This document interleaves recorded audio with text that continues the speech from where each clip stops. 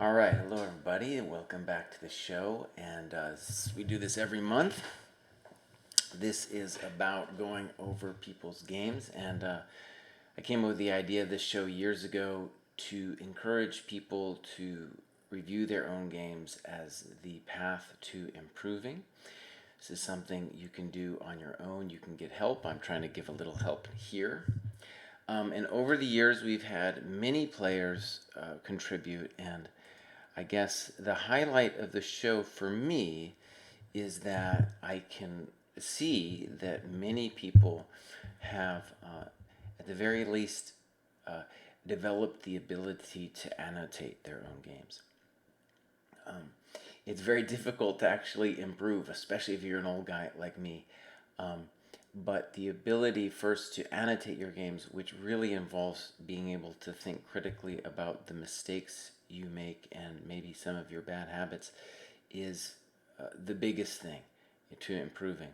And that's just not my opinion. That's a pretty common opinion, but it's hard in this age of computers to try to write down in words what you felt was going on in the game. Okay, today's show is massive. We have, I think, 17 games to look at, and I'm just going to try to say something intelligent about each one. I don't know how intelligent I'll be, but I'll try to say something intelligent about each one, and I might not, you know, get to be that profuse about any given game. Chess with Chris, hello. You're up. You're coming up here, number 6 on the line. So we're gonna get to Chris's game in a little bit. I thought we'd start here with Tim's game. He goes by the name of Trav Kuskin as well, and Tim has submitted many games many games he struggled, and Tim's around 1600 and suffers, like a lot of us old guys, from blunders. And I will show a later blunder on my part that I just happened to me this weekend. So it definitely happens to everybody. This game, I'm going to flip it so we can see it from Tim's perspective. I felt really showcased some good annotations by Tim, a much stronger game, and hopefully, in my mind, the big hope is that people improve when they submit their games and think deeply about it. And I'd like to believe that this game is an example of that. It's also, I think, an example of what I would call fighting spirit. And I'll say maybe a little bit more about that later. So this is a fine variation to play against the English. I did this a bunch when I was a kid. In a lot of ways, some people call this a Sicilian reversed. And here is White's big jumping off point. A3, I guess we'll have to say, is the most common move. Bishop E3 is the developer's move. And my understanding of Bishop E3 is that it is not necessarily best because F5 and F4 really do put the bishop in a hard spot. So, Bishop E6 is a natural move, but I think F5 right away is stronger. So, F5 now, good.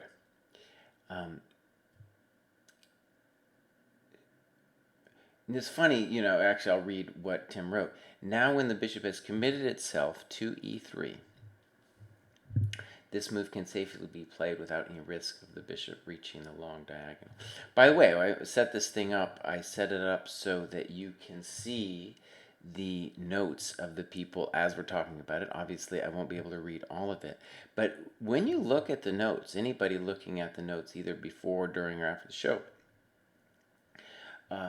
you can see these people are spending some good time thinking about what's going on. And so what he's saying here is that he didn't want to play F5 until this bishop was no longer able to get him with the typical A3, B4. Now, I want to say, though, that here I feel we're going to see in the next move, I think, Tim, the only one thing I want to complain to you about this is that you missed your chance for F4. And that'll give us a chance to talk about maybe a little bit what Black is dreaming of here. So White played A3, and my sense of the business here is that White needs to for sure to play knight a4. And we have an interesting, rich game here, where I think when you think about it from White's perspective, maybe he's worried about losing the pawn on a2.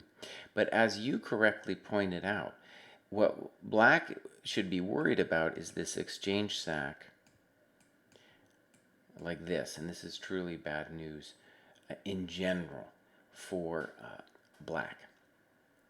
Okay, so here we go. f5, a3, and here's again the only one critique that I want to make, and that is that you should have played f4 here, where White does not have this maneuver with bishop c5, which is kind of, I think, the main square that White needs to work with if he's going to get an advantage.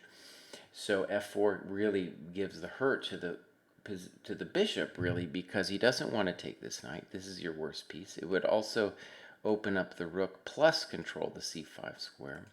And I'm going to guess that the reason you didn't play f4 was that you were worried about giving away this square. And it's true, it's a concession, but it's not that big of a deal, especially when you think about where this bishop is going to go. And a further problem for White is at some point you're dreaming of nailing the knight onto the d4 square. That's kind of the whole point of this position with reversed colors too, when you're playing against you can play this setup against the Sicilian dragon as well. Okay, so f4, big chance missed, I think. And I think, right, when you play the system again, when you see bishop e3, you're looking for f5, f4, a5. And it's an interesting position. I remember ages ago when I was a kid, I went to this chess camp with Edmar Mednes, and there was some game, exactly this opening, and somebody played a5 in response to a3. This is totally pre-computers, right? And he was very critical of this move as being very weakening. And it can be, and I would say especially it's these two squares that I'm worried about. White indeed jumps in right away with that move, and I'm not entirely certain about knight b5. Knight a4 again is very simple as well. Again, aiming for an occupation of c5. All right, let's look at knight b5, a4, and now White does play bishop c5, and you write that rook takes c6 should be considered. Now, that seems definitely something to consider, but when you take back, unfortunately for White, this thing is here, which is actually a reason to play knight a4, because you're absolutely right. You'd love to play rook takes c6 at some point, right? Okay, knight b5, a4. Now, I wanted to say the question mark,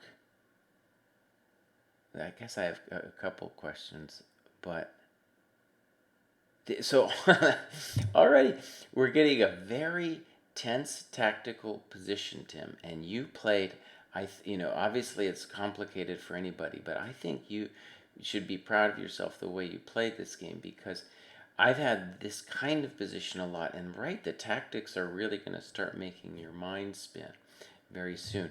For example, I think your point with a4, you can talk about it, is if knight e5 now, knight e5, knight c7, you have this in-between move, bishop b3, and I guess that saves you. It's still really complicated. Like, let's say queen d2, and let's say you move the knight and you get this kind of thing. I don't know exactly what's happening, but you're not lost. At least I don't think you are. That was one of the questions I had for White. Let's call this his critical position right here after a4. Okay, but let's see what you're right. Bishop c5. I don't know if the move deserves a question mark, but it feels like there has to be something wrong when you write about rook takes c6. I think in general, this bishop c5 is what he's looking for. If there's a bummer, it's that the knight on b5 is a pretty piece, but he's kind of neutralized, and rook takes c6, unfortunately, always black gets to attack the knight then. But in general, c5, like I said, is the move that, the square that black wants to work through. Okay, so you took, and my intuition is that that is wrong, but let's read what you write. This I just had to play because my intuition is screaming that the pieces on b5 and c5 will be way too loose for this to end well for white. It's funny, I feel like everybody writes loose with one O, or they sometimes they write lose with two O's. I don't know. Anyways, two O's was intended. I did not consider it important to calculate because I was certain that a big tactic would appear later. And let me just say, the reason I don't like it is, in the same way that you're worried about rook c6, I'm worried about this rook exerting pressure along the fifth rank. Okay, but you are doing clever things by harassing the knight and everything here. Queen d2, and you write, I think this is the only move to test my concept. So queen d2, of course, threatening rook takes c6. Now, one thing that wasn't mentioned is this move, knight e5. And I guess, actually I'm not certain. I'm not certain what is going to happen after knight e5. To me, it looks like it's going to be very complicated. Maybe something like this was your intention. Knight takes, rook takes, bishop d7. Something like that. And then the claim that we are going to win that knight. And I think if that's, I guess that's the intention. Yeah, and that is clever. There's no question. So here we go. We're going to, now queen d2, we're going to be in a very rich tactical environment. And that's why I chose this game, because Tim has suffered with, on the receiving end of the tactics in the past. And here I think he does quite well to come up with some very interesting moves. And we're about to witness it. e4, knight g5, and check this move out. Bishop c4. Absolutely beautiful. Yeah. And we can see that even though it was controversial to bring this rook into this position,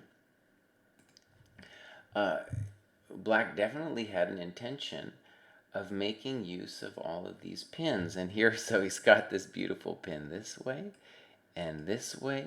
The knight might get touched. All kinds of stuff is going on here. All right, let's look at how this goes. Rook takes, knight takes, and the poor guy, we're hitting the business with the queen. Now, queen c3 is arguably not what he wanted, but it's no longer an easy thing. So let's look at how it goes. Queen c3, and I think this is we're gonna call it either winning or much better. And the simple reason for me saying that is just that even though maybe some mistakes are being made, the rooks, black's rooks, are active, and that's the reason why we should believe that he's simply winning. If the rooks were somehow, behind some pawns, then I would see it otherwise.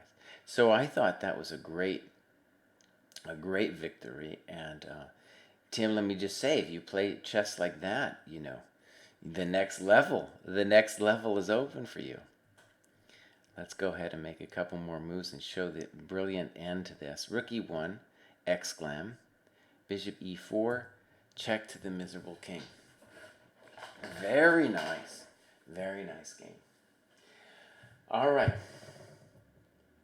So, let's move on to DZ's game. DZ is also known as Veselin or Veselin.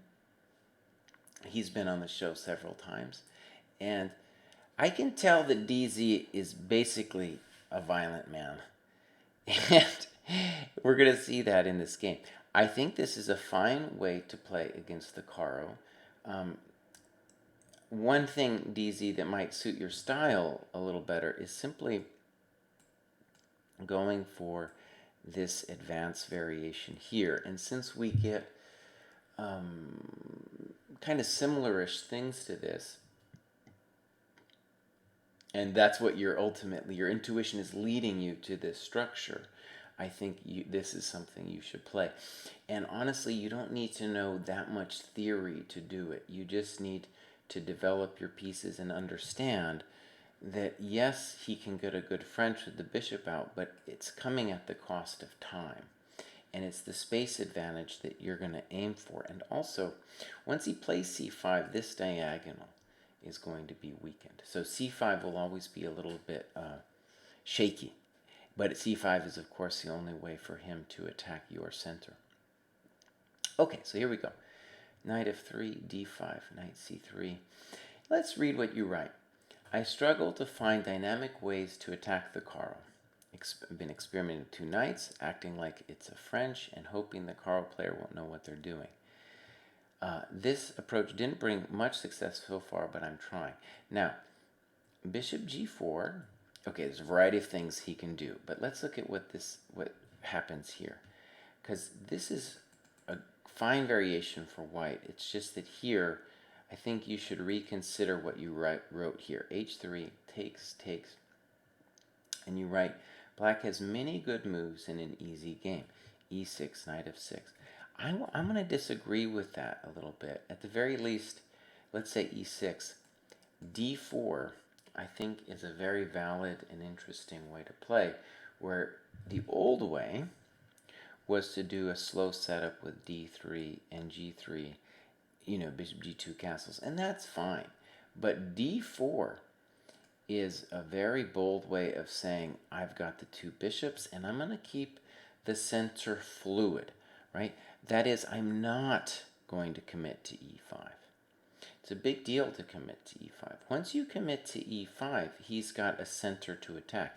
But if the center is fluid, then c5 will never really have a lot of punch, because you will always be able to open the position. And the problem for black is, because you have the 2 bishops, and especially this unopposed guy on f1, it will simply be very, this is a wall. This is a wall keeping that light square bishop kind of in check. But as the game progresses, if that wall moves, if that wall shakes, then that light square bishop is in danger of just running through it. That's his aspiration.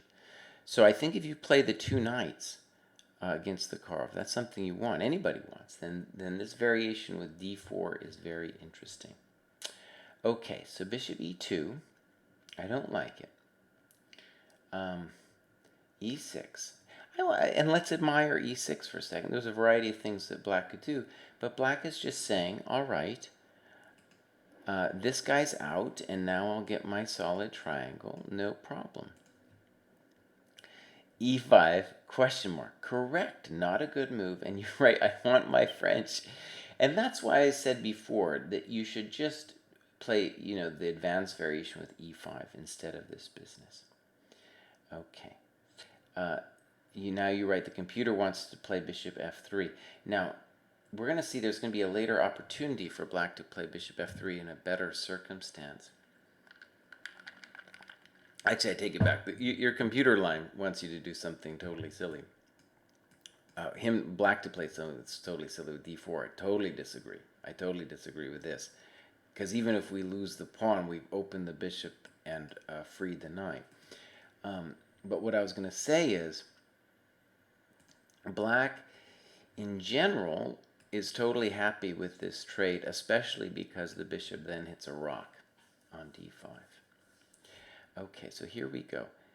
Knight d7, d4, knight e7, h3. And now I'm going to say black played a controversial move.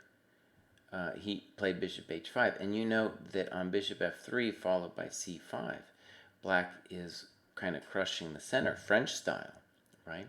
And one thing I want you to see about it, though, is the reason it's happening, the reason your center is collapsing, is because this is terribly placed, just terribly placed. And that's the reasoning for black to take on f3. And the reason I'm sure your opponent played bishop h5 was that he or she was being dogmatic, i.e., oh, let's keep the bishops on, right? Oh, terrible. For not only is your bishop on f3 bad, not only is black giving you a tempo that he could steal from you by playing bishop f3, but maybe even more importantly, black here has less space and should very much be interested in trading. You know, the variation I've said on the show probably 1,000 times and people are getting tired of it is that a square like d7 or e7 is kind of like the bathroom in a crowded house with 5 kids. And what the house wants to do is send one of the kids off to college so that at 7 o'clock in the morning that bathroom isn't totally scrunched with people, right, that want to use the same square. And so the point is to say when you are cramped, you want to trade so that squares like e7 and d7 don't happen, where multiple pieces want to use the same square, or in the metaphor, the bathroom. Okay, g4, good move. Bishop e3, okay. I guess I want to say I like h4 in principle, and we're going to talk about it, I'm going to mention it again. But one thing I really want to stress is when you're playing this structure, you are the master of the king side. That is your side of the board. So you shouldn't be worried about any shenanigans that happen when the board opens up on the king side. And the reason is you have more force to bear on the king side. All right, bishop e3, queen b6. And I'm not thrilled about rook b1. I'm not. I want you to do something like queen d2 instead. DZ, you are an attacking player. You know, don't worry about this business. Oh, it breaks my heart, DZ. Come on, that's a full tempo, my friend. Play queen d2. Let him take if he wants to take. Yeah, invite him in. Invite him in. Okay, DZ's watching. That's great. So DZ, don't give away my tempi so easily here with rook b1. Queen a5, he's giving away time. I also don't get this move that much. Yeah, I don't understand what that move's about. If you wanted to, you could even play b4 now. Queen a5 is making rook b1 look like it made sense. a6, again, loss of time. Now, let me repeat something I'm sure I've said. If people who watch the show have heard me say a lot. The most common mistake that I see in this show and with people, you know, below 2200 is they give away time. And we see white and black giving away time, both of them, primarily because they're not concerned about time, and they haven't been punished yet. Someone hasn't nailed them yet for losing time. And so when you imagine anyone's path to improving beyond this level, and there's a lot of people struggling to improve past this level of, say, you know, sometimes it's the barrier of 2000, the barrier of 2200. Just keep in mind that your opponents will consistently lose time like both of these guys had. And that's your key to be like, okay, they might be tactical geniuses. They might be able to do Puzzle Rush with a score of 3 million, but they're giving away time. Okay, castles. I don't like it. And again, I want to stress, h4 is what you want. I realize that's for some people it's hard to imagine because you've been taught to castle. And in general, I love castling. I think castling is a great thing. But h4 is your side of the board. And you need to start nailing him. I can imagine maybe worrying about h5 or somebody worried about h5. But look, we're going to go forward. Onward and upward. That's our side of the board. Every time black makes a move, a pawn move, on that side of the board, that is going to be our cue, really, to move in, like we are with knight g5. And yeah, we're threatening that thing. And probably soon we'll play h5 as well. Okay, so castles. Now, if you give black enough time, he will eventually play c5. Now, I'm still not thrilled about this e5 move because as you did, you take it and it's like, oh no, apparently he can't even take back. I have some question marks about that too, by the way. I wasn't totally certain about knight c5, b4, queen a3. Yeah, I wasn't exactly certain what was going to go on there. Another way to play it, by the way, instead of dc, would also be b4. The point being that any kind of take here is met with rook b3, and it's a full queen. And so, yeah, this is a delightful position where you've got all the space. Yeah. No, there might be. I guess might understand some reasons to be concerned here, though. All right, DC. I think knight c5 is interesting. If he doesn't have knight c5, he should just be lost. This move... Let's read what you wrote. I knew I'll put my bishop there, but it was a miscalculation. And b4, let's do this. Queen a3, rook b3. And yeah, it's over. I think maybe that trick was something that wasn't popping into your mind, right, earlier too. So, let me just reiterate. So queen a, rook b1 was really a loss of tempo, but this queen a5 thing really set him up on a dangerous track to get smacked with b4 in a variety of situations. And bishop d4, DZ, it feels like a pawn grubbing move to me. And the sad news is it's not only that, but then he just frees himself. And now I guess he's fine, right? I guess he's fine. Bishop e7, I'm not thrilled with that. Go, bring your queen back. It's getting smacked. Bring that thing back. Okay, bishop e7. Castles. And here you're trading again. This one isn't easy to give advice because what we should notice is the trend is going to be that it's going to be very difficult for us to stop f6. And I think in general we have to now admit that things have gone bad for us here. In particular, the fact that we lost our dark square bishop has made this guy an absolute monster. And especially, right, since f6 will come. So here, this is why people like the French.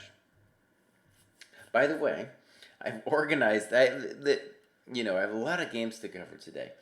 But the loose organization is I'm doing several games at the beginning here with a French structure. So here we go, knight e2.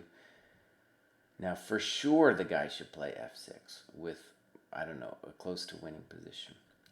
But he does this, and he's doing some business. It's a little bit blitzy, of course. And bam! I think we got him. So that was how DZ nailed this guy.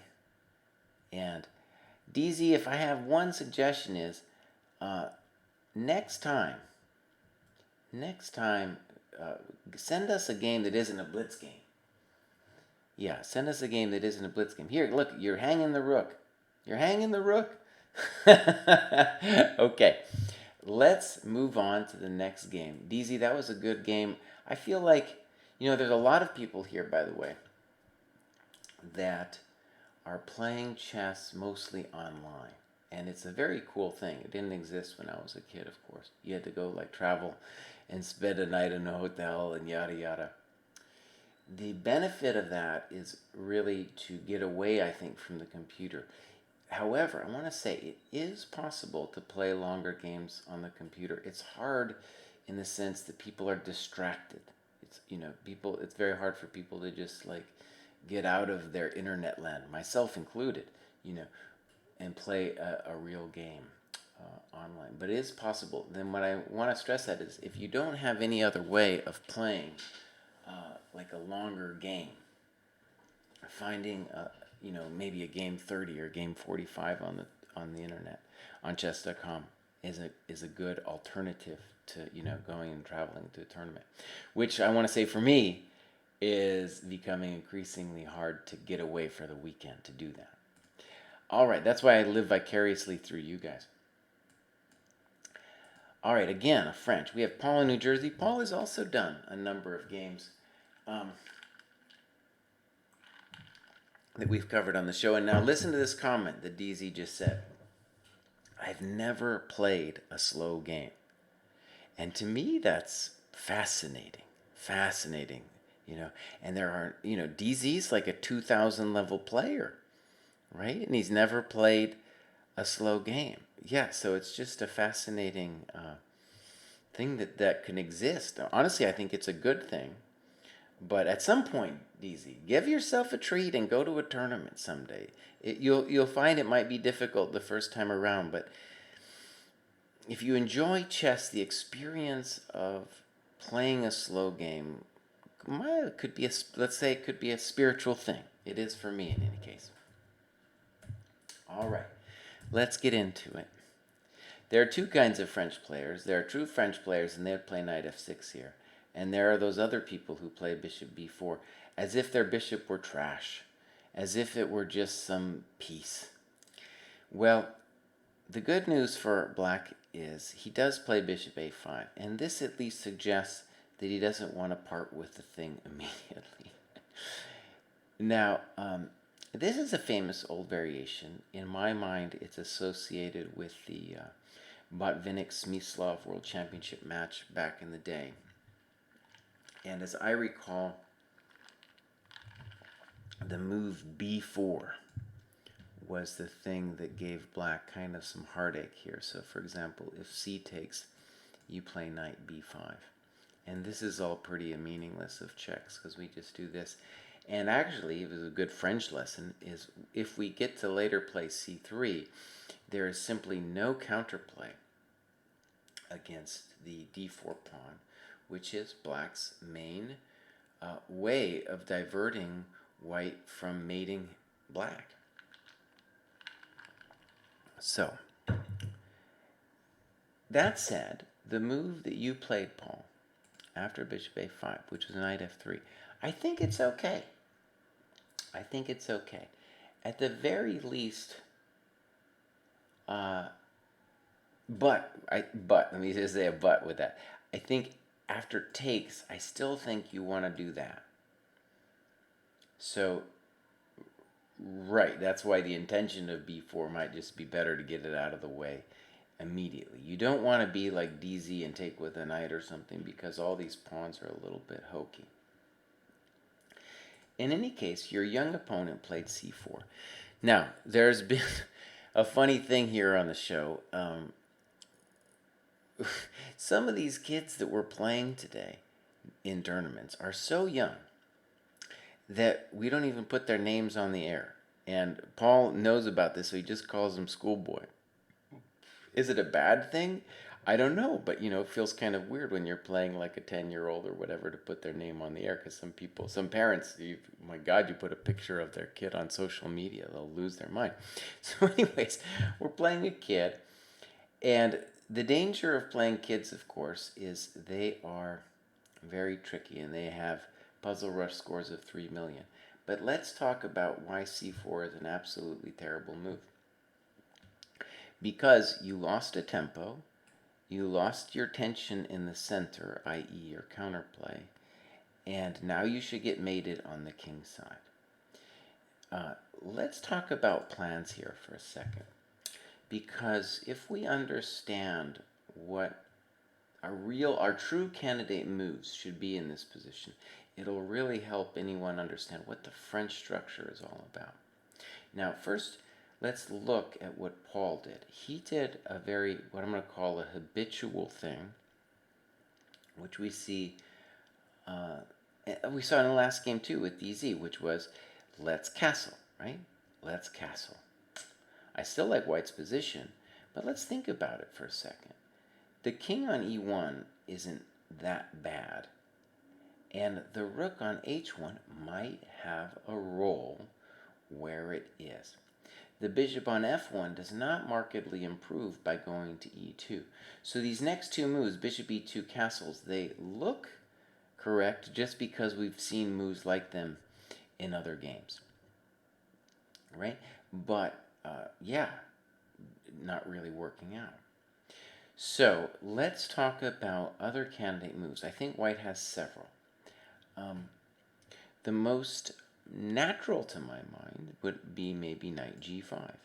He's left the center, so I'm allowed to leave the center too. And almost certainly my next move is queen h5. For example, h6, queen h5. Okay, with our typical against the French initiative, let's call it that. Another plan that's totally reasonable, which Paul mentions, is bishop d2. And I think this has the intention of playing either knight b5 or knight e2 to reorganize the knight on c3 either towards the d6 square or towards the king side, maybe knight h5. Okay, that's totally valid. And here's an important plan as well. Maybe it's not the best, but it's important to put in your mind because it says a lot about what white's aspirations are in the French, and that against the French, and that is h4. Seems weird, right? It's like, well, what are we actually doing? But what we're doing is we're saying that's my side of the board. I can grab space. I can do this kind of thing. I can use the g5 square as a pivot. And so h4 is just this multi-purpose move where I can say, okay, black, what is it that you want to do to me after you've played this horrendous move c4 where you've lost all of your counterplay in the center? So all those moves are, to me, more aggressive than this thing, bishop e2 castles. Knight ge7. Okay, let's say that's more or less fine. Bishop f4. Knight b5, good. And this, of course, we can't complain with taking that thing, right? We simply can't complain. Beautiful. So everything's looking great. And now knight a5 is played. What we have, really in a kind of funny way, is a great version of the advanced French. So let me just show what that would look like.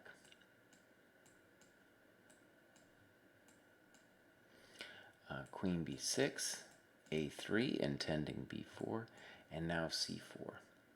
So it's going to be this position, but we got rid of the bishop, right? Okay, so let's look at the position as it happened. Queen c7, c3.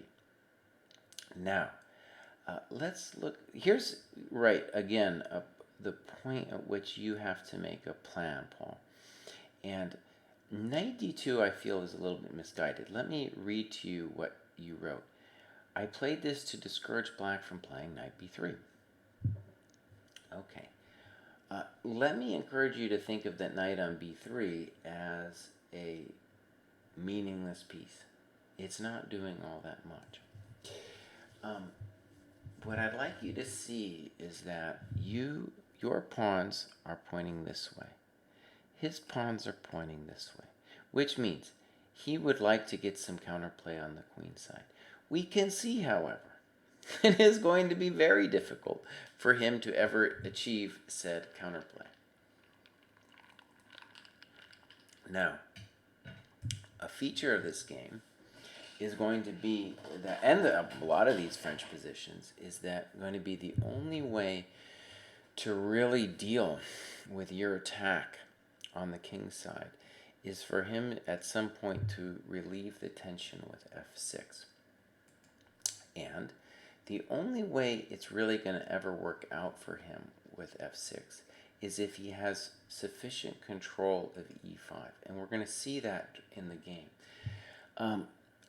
And knight d2, the first thing I want to say is that it is going away from that e5 square. And think about it for a second. Do we really think that this knight on b3 is going to be better than the knight on f3? No, right? That knight on f3 is not only hitting this guy, but it's hitting this guy. So you have several plans here, the most natural of which seems to me to play queen c2 And I think it comes with a threat. Because if we can get black to make a weakness with, say, g6, then that's a good thing, right? In general, all moves that he makes on the weak side are going to be good for us. The exception being a possible f6. However, let me say about f6, if he does not have control of e5, then f6 will often be a mistake. And we're going to see that in the game. And I just want to point out, this is a really important thing, that knight d2 abandons e5. And it seems, maybe, I'm sure to many people watching the show, you're like, well, what are you talking about? e5 is like a dead square. But remember, f6 is the only move that black has to break out of the bind that black has on the king, that white has on the king side. So now he does it, f6, for better, for worse. I think we should go back to f3. Okay, so, or ef even ef, because the pawn goes to e7. Bishop g3, and this is a mistake that black does not punish. He should now, for sure, play knight f5 and steal your bishop. If he steals your bishop, he can fight for that e5 square. So, queen b6, I'm not quite sure what he's doing. Snip, snip, and now look at this. Now you've achieved it all. Your unopposed bishop, oh buddy, has got this beautiful square. And so now we have a very pleasant position. Queen c2, bishop e5. Has to be correct in a certain sense, but of course the problem is the knight wants to go back to c6 to touch your bishop. So I'm not, let's say that we shouldn't go there yet. The simple move to do, of course, is to play rook ae1, followed by bishop g4, knight f3. And you've got it all. This is the horror situation of the French, and honestly, this is what those terrible winnower people deserve. Right? This is what they deserve for giving up their bishop. Okay. So, I don't like that move. Why isn't my rook on e1? All right, we go back. e5. So, here's an interesting thing that,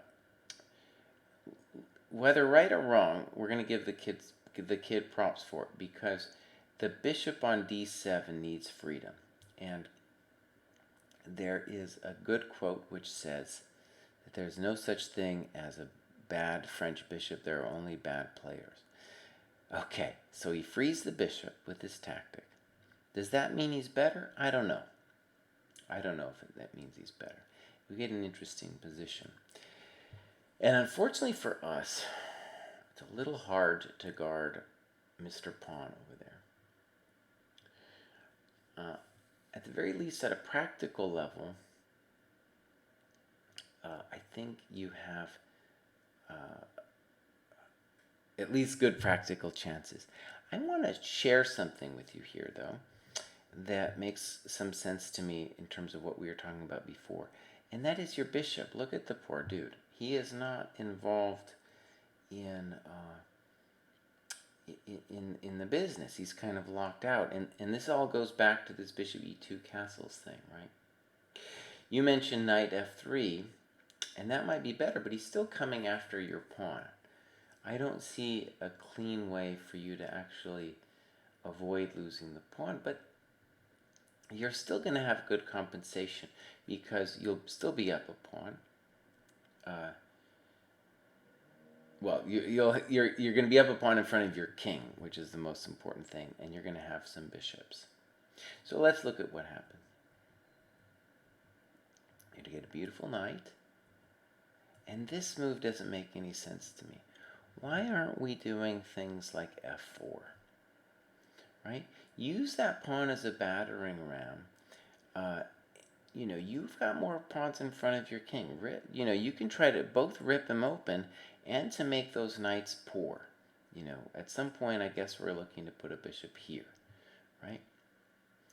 I don't know. You're still probably worse. But this move, I just feel we're giving him time to do all of the things he wants. And of course, boom, we blunder it.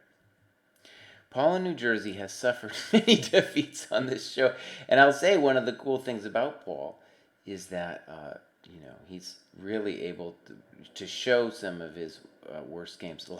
There are some people, we'll get to them later, who only show their good games. All right, now Paul, right after this, I'm going to show you my blunder from this weekend. I understand knight b5 completely. You probably said to yourself, I can't exchange the knight. I simply can't do it. And that's why you moved it away.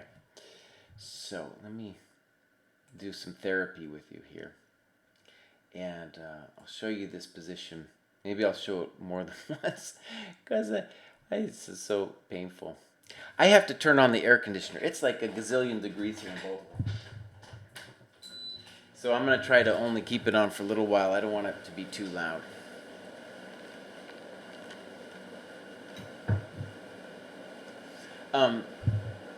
So I played this Maryland Action Championship this weekend. And I won the thing. I was playing a kid. And like Paul in New Jersey, in the last game, it's kind of flustered to play a kid. And especially if you know the kid has a higher Puzzle Rush score than you do. But he'd already given me some tempos here in this position. And I'm already doing pretty great. And I have a variety of good moves here. I could play knight e4, bishop d2. I'm sure all these rook moves are fine as well. But, it was an action tournament, so I was like, I can't fall behind on time. And I also felt he'd committed some crimes, so I wanted to punish him. So I just want to share with you my blunder, just so you know that I do it too. I played knight e5, and I was thinking some kind of story about, well, if he hits me with f6, I'll play knight c4. And of course, I'm just missing this very simple fact that there's no knight c4 here, buddy, because of queen g5. Oh no, right? Oh no. So, it happens not to the best of us, but to the worst of us, including myself. The silver lining, if there is one, is that in this position, I played f4. I'm totally lost here. I don't want to give anybody the sense that I'm not totally lost. But I was at least able to create enough grief for him that I got a draw later. Not to be tried at home. We all make mistakes, and it really is heartbreaking. I felt like resigning both here and then a couple moves down the road. It's part of the game, and it seems like in a certain sense it's not something you can analyze, right? It seems like, oh, I made this dumb move. What could I even possibly think about there? But, going through my emotions before I made that move, there was so much bound up with, like, I knew this kid, he's like 2200, but he's like a tactical genius, so I'm like kind of flustered. I've been doing really bad against the kids lately anyway. They've just been destroying me. And I feel like it's unfair that they're destroying me, especially when they give me tempos and stuff.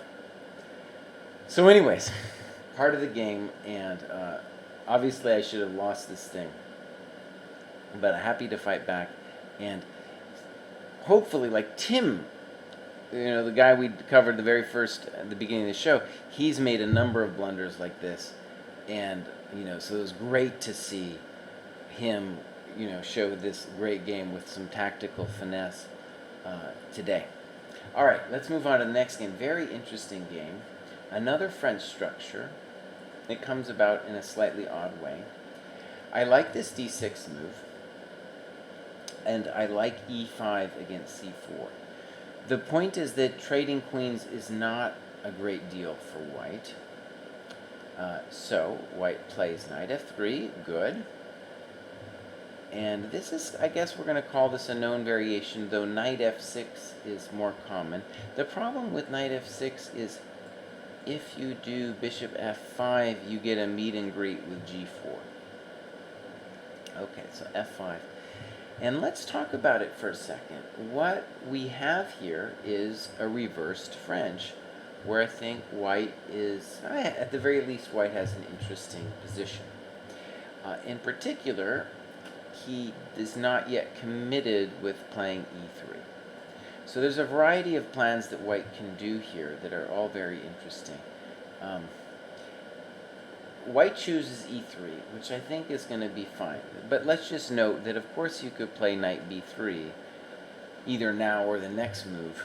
Or you could even play g3, bishop g2, and wait on knight b3. But the point is, you can get that bishop out and claim that the knight on b3 is kind of sort of useful anyway. But like I said, e3 is not bad. And we get this very interesting French structure.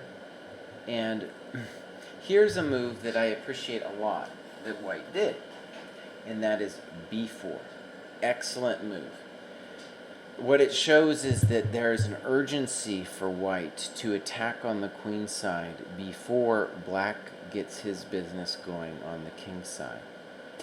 And this position is, I think, much easier for white to play than black. And the reason is that it's hard for black to orchestrate the clearance, let's call it that, the clearance of this pawn. He would like to free this bishop. He would like to free this rook. And the pawn is in the way of those things. And so ideally we want to achieve something like f4 for counterplay. Okay. Let's look at this more from white's perspective, as it was Kevin who submitted the game. I just say I don't like bishop b6. I love a4. I love b5. And a6 is controversial. And this again, from what we said in the previous lecture, that it is moving a pawn on the weak side of the board. Now, some of you will be familiar with the game Fischer-Miag-Mazur in like 1967. I'm going to get the year wrong. Where a3 with reverse colors was played by Fischer, but there that was really aimed after a5, which white, or in this, yeah, it was, a4 with reverse colors, a5, which makes more sense because you're trying to prevent a6, whereas a6 by black is really only serving to open the position here. And I think Kevin's next note is totally on point here. He says, after bishop b2, my opponent took some time to play a6, and I began to overthink and didn't commit with my original plan, which was bishop a3. I was thinking that the bishop would be better positioned here to oppose his bishop than after a timely d5. Right. And I want to say, after bishop a3, I love your position here, because you have a very simple plan of playing c5 to rip this thing to shreds. And note that for black, it's pretty hard to get anything going on the king side, and it's a race, because if he does not murder you on the king side, you will you will get through on the queen side. And as all races, which are really on opposite sides of the board, a tempo is very, very critical. So it's kind of even like opposite sides castling, because white can't do anything to black with any kind of frontal business over here, right? That's his side of the board. If we're going to get black, if we're going to get his king, it's going to be through a zip and a zap, right? Okay, so here we go. Bishop b2, c5, interesting. I think that's incorrect, but it's interesting. And now we should play probably rook b1, but you played a5. Okay. And black is clearly obsessed with this move c5, which is interesting. And let's read what you write about d5. I wasn't exactly sure of this move, but I thought it was decent enough. Comes with a tempo, and my opponent will have to move her light square bishop to a better diagonal. I guess what he means is after this, the bishop will have to move again. It's in the way of everything, right? Now, the drawback, let's say, is that the knight gets this square. So that's the drawback of playing d5, and the question would be, for me anyways, could we just play a move like queen c2 immediately? Because the pawn on d4 is dominating this guy. But your move, fine, d5, queen c2, and now g5. She's at least trying something here. Rook fb1, knight a4, good. Queen e7, knight b6, very good. So this last series of moves, I want to say we're good. You are penetrating on the queen side before she gets anything going, and in general, trades are going to be to your advantage because she needs to keep tension in the center to have like a wad of pieces that are ready to strike against your king. And on a practical level, even if she kind of blows it here, makes some mistakes, what I mean by that, she will always have the chance to knock you out on the king side. It's like you really are playing against the King's Indian in a lot of ways right now. Okay, so here we go. Rook e8, snip, good move. And here I would have taken on g7 immediately. Just take that thing, and then start invading on the b file. This was too slow for me, and that was way too slow. So this, if anything you remember from this analysis, Kevin, let me turn off the air conditioner to make this very important point. If you take away anything from this, it should be that you are in a race now for who gets play fast enough. If you get a piece down, a piece or two, let's say a piece or two, down there to the queen side, it will force her to react. And if she's reacting to what you're doing on the queen side, she's not going to be able to, fire off what she's trying to do. And she is, let's congratulate her, she does have some very mean intentions now, right? And here, let's say it's a little bit of hope chess, right? Because you were writing that you said you were hoping she would take your bishop. But of course, no. Of course she wants to play knight e5. And this one's a really sad one. That one's really sad, right? Because now you're just totally passive. All right. Now it's black's turn. And black should be thinking about extreme violence upon you now because, yeah, she has got, she's got the juice here, right? So she plays h5. It's a little bit abstract to me. The good news for her is that I don't really know what you're doing anymore after a move like rook f1. By the way, again, I just want to stress this point. With your last two moves, you're not seeing the urgency of doing something before she nails you on the king side. That's her side of the board, and she's definitely coming. Another move I like a lot for her would be g4. I think with the intention both of knight f3 and f4. Because imagine, I don't know what you're going to do. Let's say bishop here, and you can't really do this kind of business. Actually, I blundered that one. I thought I had some kind of discovery, but you're living through that. My bad on that. But g4 still I like as a move because I don't really know what you're going to do. Anyways, let's look at what she did. h5, queen d1. And you write mounting the pressure on her h-pawn. No, you are releasing all of your chances of counterplay on the queen side. It really is the dynamic of a King's Indian you're dealing with. If you give her enough time, she will murder you here. Absolutely. So this is now we're cruising for a bruising here. g4, good move. h4 has to be a good move, right? Could she have played knight f3? Sure. But she does, forces you to do this, and now both bishop e5 and queen e5 look good.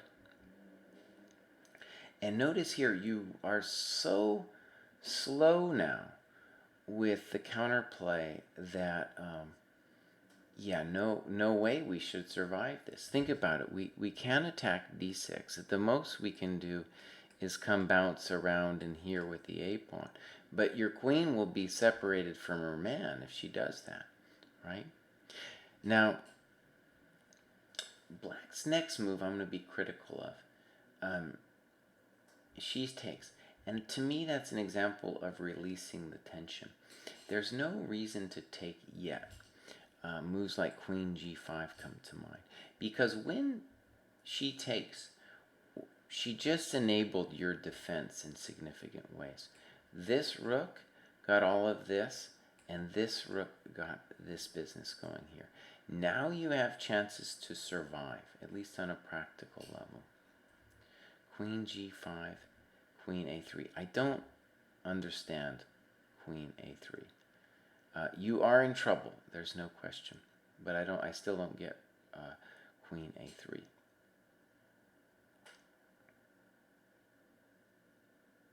Well, let's read what you wrote.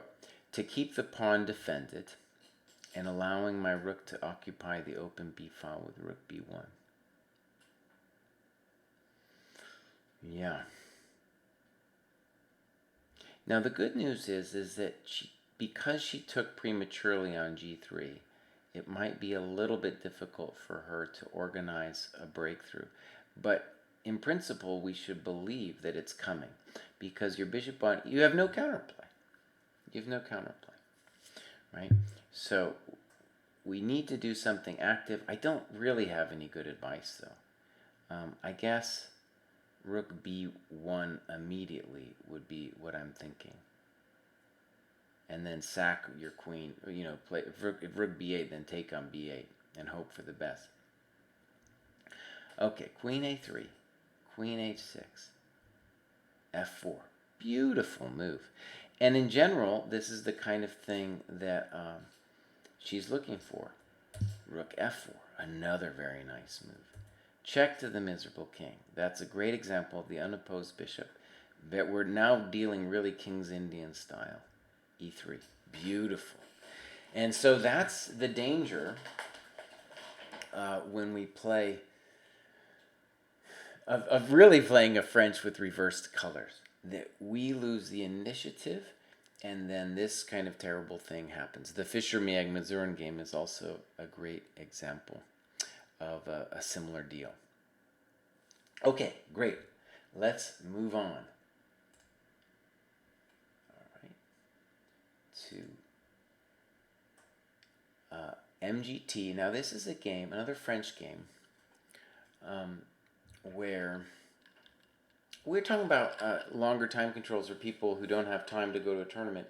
And something that people are doing that's kind of interesting to me is this thing where you get 3 days for a move. It's a little weird because you suspect that people are going to cheat. And I think, yeah, it's hard for people not to click that analysis button when they start looking at something. And so that's the danger, of course. But the benefit is that, you get something to think about for a couple days. And I guess, too, you're allowed in this business to use the database. Okay, here we go. Now, ED is fine. I like knight gf3 better to hold the tension. This is all kind of known business here. Check to the miserable king. By the way, I think there's a variation here with castles, with black just playing castles. I like that better. I don't want to get checked here like this, because it seems to be a little bit white's doing well. Okay, now things get hairy with queen d7. And MGT writes that this is a novelty. Okay, I'm sure it is. It's looking like black should get to be in trouble here. So queen e2, knight e4, f3, knight c5, knight a5. It's going to get interesting. Rook c8, b4. And now we get a very fascinating piece imbalance. I guess we can say black probably felt he was forced into, but still, I think this is a kind of a pretty interesting position. So we got two pieces, but the good news for black is that black will, because the c2 and b4 squares are loose, black will continue to have play, and white has to be careful. As MGT notes, queen f1 is the right move here, just getting the queen out of dodge, and whatever the computer wants to do it, and yada yada. But we are going to lose the exchange, and on queen d2, the problem is now the pawn on b4 is hanging with extra pain. Black, however, does not see it, and white gets to play a3, after which, I guess, white should be significantly better. I don't understand rook a1. To me, bishop a1 is an automatic move. The rook wants to be on e1, and the bishop isn't really hurt that much going back to a1. It's still got this beautiful diagonal. What do I think of this position? I think white's winning. I think white's totally winning. The pawn on d5 isn't that meaningful, and what's going to happen is we're going to use our extra material to create grief against the black king. Okay, so rook f8, rook c1. I want to be critical of this move here too. One thing liberals talk about a lot is they talk about how diversity makes us stronger. It's an interesting thought. Maybe there's certain things, occasions where it's true. There's different kinds of diversity. On the chessboard, where diversity makes you stronger is when you think about, first of all, black, and these two rooks are not diverse. They are doing the same thing. White, on the other hand, has one of everything. And so all these things get to do different motions, right? So I really want to keep all of them so that they all can contribute to the party. And that party should be starting at some point against the black king. Right? At some point, the black is going to have to make a weakening of his king position to deal with this guy over here. So that's why I don't like rook c1. The rooks are redundant. The black rooks are redundant, right? So what's the natural move? Just put that knight on d4 and see what the guy does, right?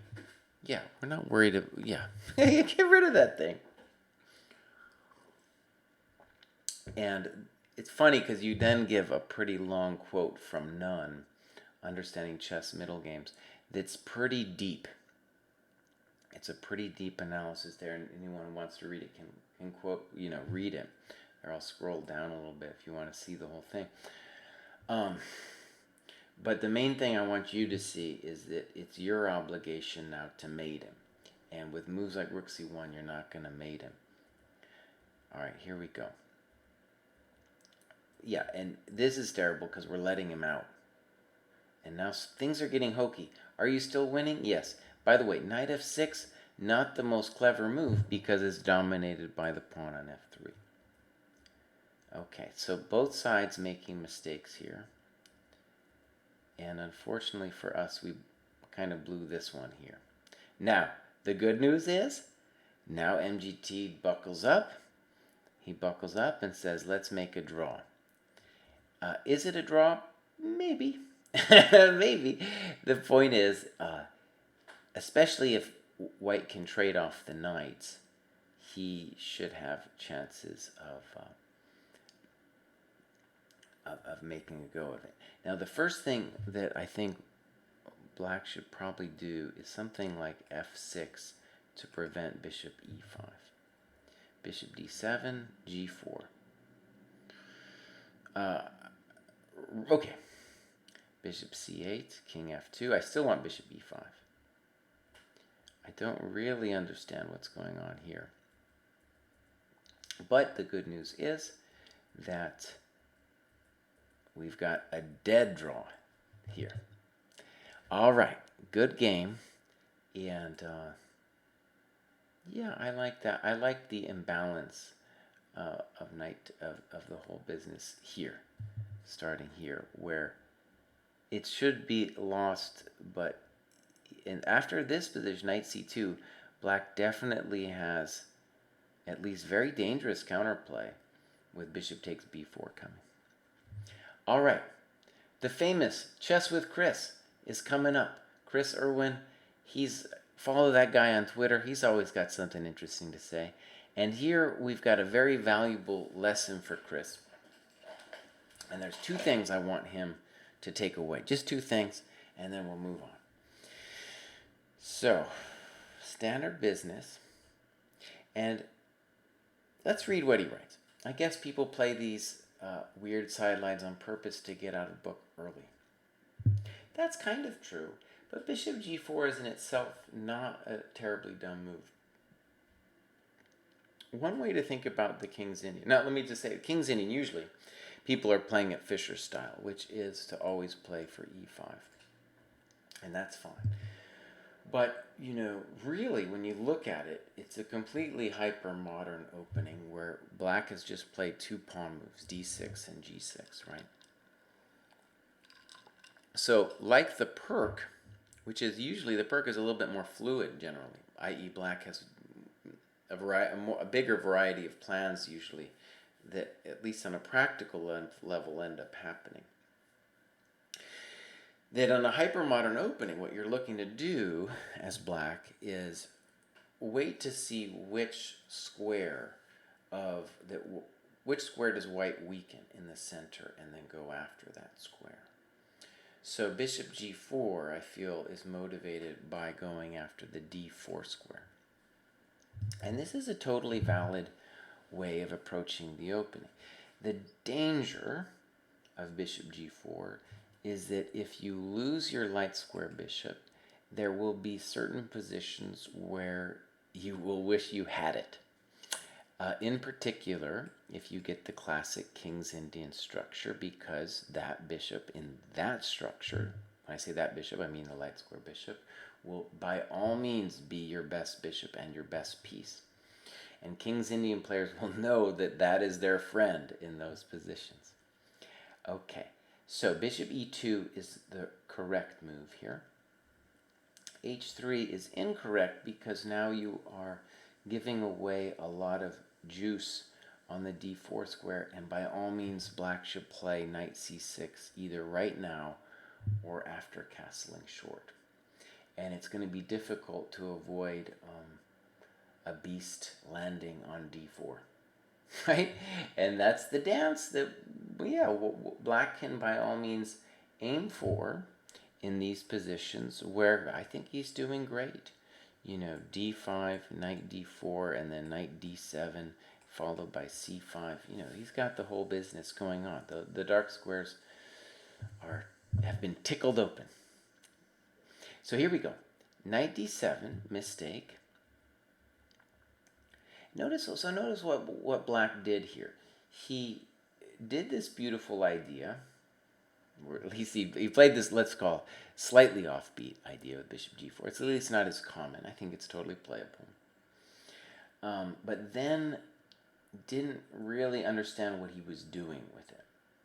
And instead goes back to the original idea of the King's Indian, since Fischer anyway, to play e5. I shouldn't have said that with Fischer. Because the whole thing with Fischer was first play e5 and then challenge that stupid square on d4. Make the pawn commit. In any case, here we have this knight on d7. And there's a very simple reason why black is now in trouble. And this is the part of the lesson, I guess, Chris, that I want you to pay attention to. Black wants to play f5 and f4, and then he wants to mate you. Okay, this is all well known. But because he doesn't have his Rainmaker on c8, he will not be able to get the g5, g4 cloudburst through. I'm just swimming with metaphors today. Rainmakers and cloudbursts. Maybe it's going to rain over here. I don't know how that came into my mind. In any case, this is precisely the position where black will miss his beautiful bishop on c8. And my friend David Vigorito did a great thing ages ago for the chess community when he said that the bishop on c8 is worth 6 points in positions like this. And what he meant to say with 6 points is that it's really worth more than the rook. Because in these positions, black is playing for mate. When he plays for f5, he's playing for mate. And that bishop is going to be necessary to help this g4 and to deliver the final body blows against the poor white king. However, it's no longer there. Okay, so now let's look at what happened. a5, I don't know if you need it. Bishop e3, and now knight h5. This move I don't think is actually a good move, but it has a great intention given what you played here. And this is the mistake of the game that's really, if you remember nothing else, Chris, from what happens today, this is the one to really think about. Because what you saw was bam, and now I'm getting him. And didn't realize how vicious this pawn sacrifice is here with knight f4. It is completely brutal, and I want to say typical of what's going on in these positions. Because let's think about it here. This bishop's terrible, and this knight has problems. But if we got that pawn to move, oh man, that would be great. Also, when we look at white's position, clearly this bishop is your best piece. Right? So, yeah. That guy we don't want to lose. And of course, when you play g4, you are also significantly weakening your position. Now, here's an interesting question. What should white do? To me, it feels fairly obvious.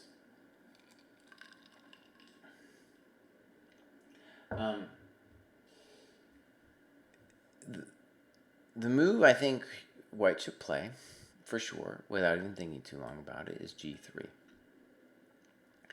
And this is going to really show up the failures of knight h5, because after f5, we take, and you can't take back with the pawn, and as every Russian schoolboy knows, you got to take back with the pawn, right? That's just part of the deal. And now, if you lose control of this, oh, buddy, you've really lost the strategic battle. And something like this, and we've got that terrible bishop comes to life. This knight comes to e4. And if he doesn't play f5, then no one knows what the knight on h5 is doing. And we'll play something like queen g2 next. And like we were talking about the French, let's just say something obvious. This is a mirror image of the French, right? Instead of the pawn being pushed to e5, you've pushed it to d5. It's the same thing. So what's your strong side? That's the queen side. And sooner or later, you're going to bust through. Even if you have to wiggle your way with 1,000 moves, you will open up this queen side. And the problem for black, of course, is without his mega bishop, he doesn't have it. All right, let's look at what happened. Oh, excuse me, he didn't play f5. He played g4, knight f4. Beautiful position for black. Some would say winning, some would say clearly better. Definitely the dream that black players have. Should he have traded? Maybe not, but this is by all means a great position. I don't like that one. I understand. He's doing great after this, but I don't like it. That bishop was just too beautiful to do such a thing. Now, passive play, but I don't have any great recommendations. g4, okay. King g7. king g2. Oh, excuse me. First, rook h1. And here's an interesting position I was thinking about for black, just in terms of what he should do. So let's first state the obvious, that this is our concern, that white gets counterplay. How big of a deal it is? I don't know. It's kind of an interesting question, how big of a deal it is. Let me just say, the first move that comes to mind for black is to do that. And to say, if you take this thing, I will have the full initiative. Yeah, and the g-pawn is pretty much useless here. So that's just the first thing that comes to mind. I really don't like what he does. He plays rook f8, king g2. Makes sense. You want to keep your path open to h3. I don't like that either. So you can see what black is doing is he is terrified of rook h3. And in trying to deal with that, he is willing to make his pieces worse. Okay. Here's an interesting, let's think about this. Let's read what you wrote. I must be better here, right? I have an outside fast pawn. My king position is better. Granted, black also has a passed pawn, but is nicely blockaded. So why? Why does Stockfish give this as negative 2.9 advantage for black? Now, negative 2.9, that's pretty intense. But this is still a terrible situation for you. And what I want you to see is, I don't know if we could have done it, but we want the king to be on e3. The rook on e3 is a real disaster. And his rook is better, and his knight is incredible. And the fact that your pawns are weak is going to make his knight stronger. And you're going to see this on a practical level too, because maybe black doesn't play the most genius moves, but he's definitely winning here in short order. So here we go. Simple chess, and I guess it's all over, because the g-pawn's not going anywhere, and this knight is dancing and romancing. A nice, let's say, maxim is what Smyslov says about the knight that really applies to the position where Stockfish evaluated as being so extreme. Let's go back to that, where we say, why, oh why, is it so much better? Where are we here? King g5. He says, look, but by the way, this is back in the day before Fischer kind of showed that the bishop was more brutal than the knight.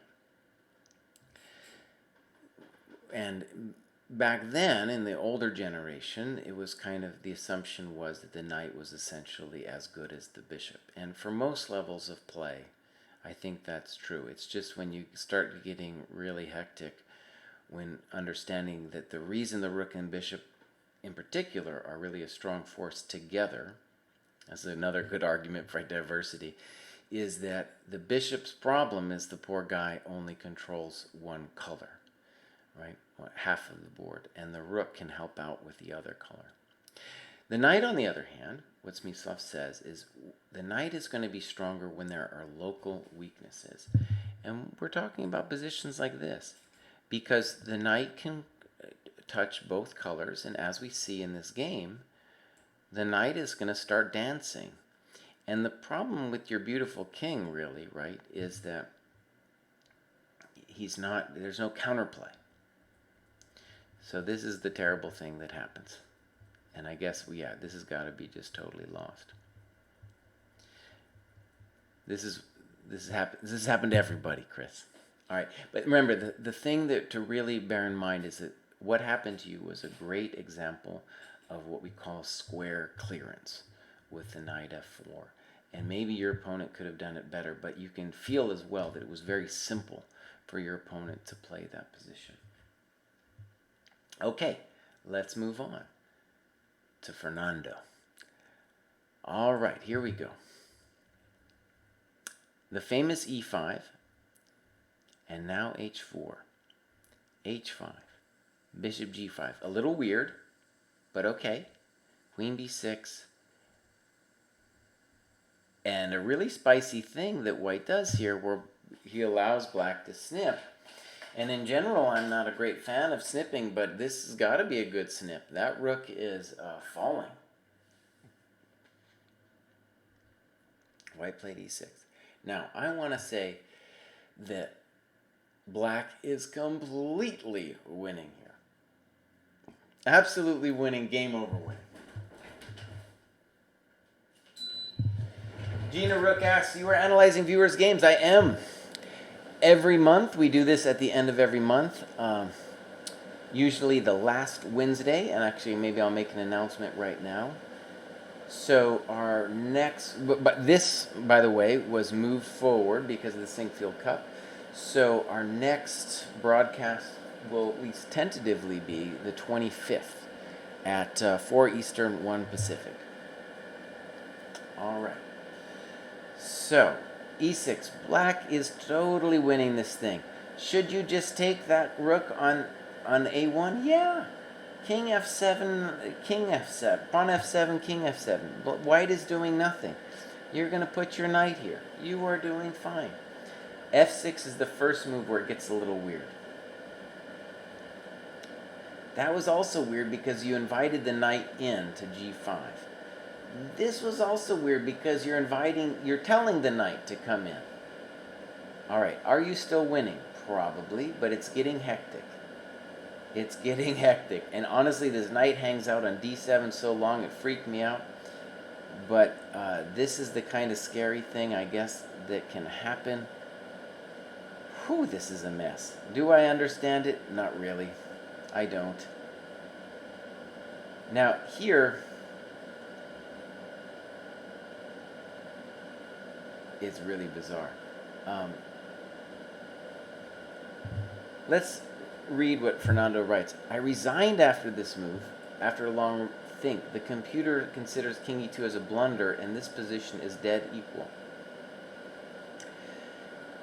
I don't understand why this position is dead equal. I'm going to turn on the computer. I rarely do it. Let's just turn it on, Fernando. Let's figure it out. It's saying bishop c5 is advantage to white. This is the weakchess.com computer. I don't know. To me, it's just a total nightmare. Let's do this, though, Fernando. Let's briefly look back at this game. And I just want to say a couple basic things that will help you understand initiative, I hope. The guy lets you in. You said, thank you very much. Great. Then he pushes. Now, let's just say about this push that he's trying to mess with you because he realizes now that he's totally blundered his rook. This is not a threat. And e6 in itself doesn't really help his pieces get involved in the action. And what I want you to pay attention to is the next several moves. You're going to invite this guy in. Okay? So f6, knight f3. You take it, and I don't know. Now you're going to invite the knight in. You should just be taking that rook. Again, g4. He wants to move the knight, right? So you're giving this knight more and more time to move. And now this, now it's going to start getting really hairy. And look at this thing. Oh my God. Oh my God. I have no idea. I literally have no idea what's going on here. The main thing I want you to get out of it, though, is that you gave white several moves to mobilize the initiative. All right. Let's go on to a user named SiteNote. When I was a kid, I had a collection of Victor Korchnoy's 400 Best Games. And there was a little symbol in there that said SiteNote because the guy was always in time trouble. And only years later, when I was living in Germany, did I understand finally what SiteNote meant. I think the Russians stole the word, so the Russians use it. It just means being in need of time. Yeah, so that's Zeitnote's game we're going to look at. He references Blakely B Chess, who does some simuls, and that's who we're playing here. So you can check that out. And let's take a look. Uh, D6 seems correct to me, but I guess we're going to transpose.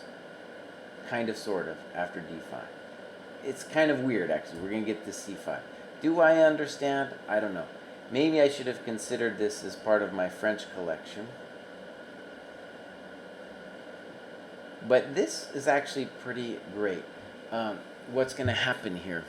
Zeitnote is going to bust out, and something I've talked about a lot on the show recently, and is whether you're interested in playing well or you're interested in just being a fan of chess, a thing that's happening right now in the chess world is a reevaluation of space. That is, how important is space? And when you look at the move e5, for example, it is really a surrender of the center squares. On e4, you're touching a center square. On e5, you're looking beyond it. You're looking for more than the center. You're going beyond the center. And a similar thing can be said about this move c5.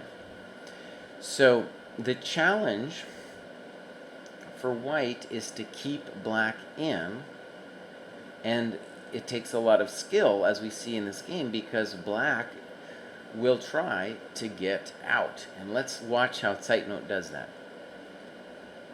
Takes, knight c6, b5, and here, very simple and strong.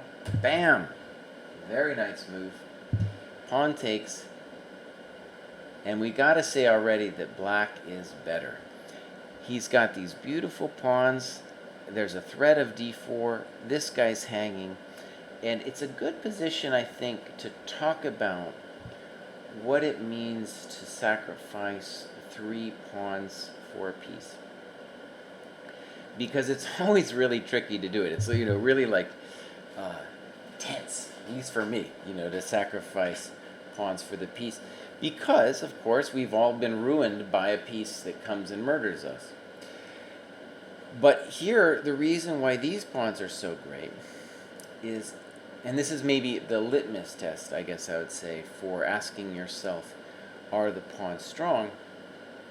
And that is, do your pawns control squares that your opponent's pieces want? And it's definitely true that these pawns are looking to queen, right? For sure. That's definitely part of it.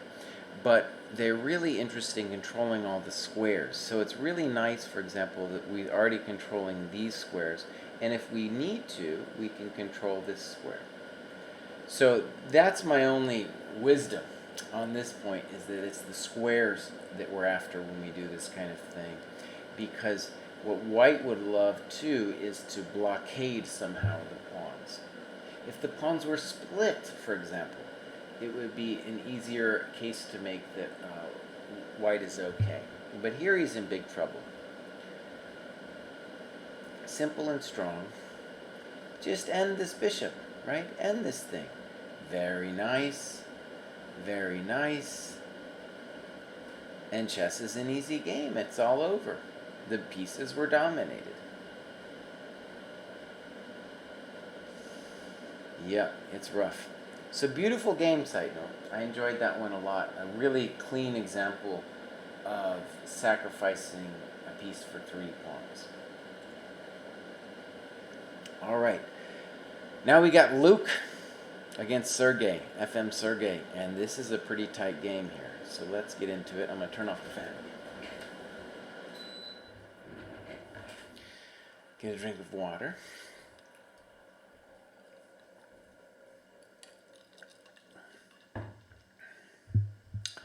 I've never liked this move, knight e4. I'm sure it's fine. The reason I have moral opposition to this move is that in these structures that you could call London-esque or triangle, right, where he's going to do some kind of c3, e3, sad business, the knight kind of wants to go to d2. It's his worst piece, white's worst piece. And if he can trade it off in some way for the knight on e4, then then that's a good thing. I don't like c4. I think he should stick to his boring plans and play something like c3. Now, let's talk about why the London and the Trompowsky are controversial from an old school perspective, right? The reason it's controversial is that you don't want to move the bishop out before it knows what it's doing. Now, the genius of the London has been that really you avoid playing c4 for a while, which, back in the day, everybody would play d4 and c4 on the first moves and then, go from there. With the London, you play bishop f4 and maybe e3. If you have to, you play c3. Just getting your guys out in a very minimalistic way. But now c4 is going to introduce problems, I think, for white, because he has moved his bishop out, and it's not clear that he should have, and this diagonal is going to become scary.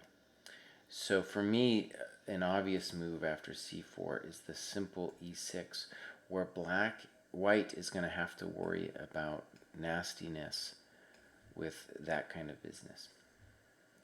Instead, we get takes, and to his credit, white is starting up a storm here. Okay, now this is a good moment to talk about this kind of position. Let's say some obvious things. We have a classical isolated queen-pawn position, and in compensation for this, black has a bad bishop that he's got to figure out, and white, of course, has more space. So let's say the obvious thing about an isolated queen-pawn, the dynamic possibility of it is really white has a big fat pawn in the center and black doesn't. Okay. In general, black wants to trade. So for that reason, I think black should have taken on d2 and then very quickly played something like b6, bishop b7. You could play knight d7 first if you want. Instead, watch what black does. This actually turns into an amazing game here. Knight c6, I think it's okay. Bishop e3 is interesting, just keeping the pieces on the board. In general, of course, white does not want to trade. This move, knight e7, we're going to call it controversial because you're not fixing your bishop on c8. And you're taking forever about fixing your guys. So, knight e5, knight f5. I don't like this move either because I don't think you should be taking on e3. And especially you got to say to yourself that you are sacrificing a lot of time in order to take that bishop. And when you take that bishop, you are going to open up this guy. Now, white's next move is natural, but I'm not thrilled with it. He plays rook c1. And to me, the simple thing to say is, well, this isn't really working that well, so let's move him back. And we could have done that even before knight e5. So rook c1, snip. Oh, that scares me. And then queen g5. Now, queen g5 is an interesting move. And I assume the intention is that if queen f3, bishop d2 was on. Let's say that the whole thing is really scary for black simply because black is down so much time, right? There's so much time, there's a problem here. So, here's where it gets hot. Rook f4 is a pretty unsatisfying way of dealing with this. So, yeah, maybe the simplistic thing like queen e2, maybe even king h1, encouraging black to come in with queen takes e3. Rook f3 also looks fine. Bishop d6. Now it's going to be interesting. And white does some very... I want to give white some credit here, because what white does is really goes for the initiative here in a lot of ways in a position where it's not going to be simple to just understand exactly what's going on.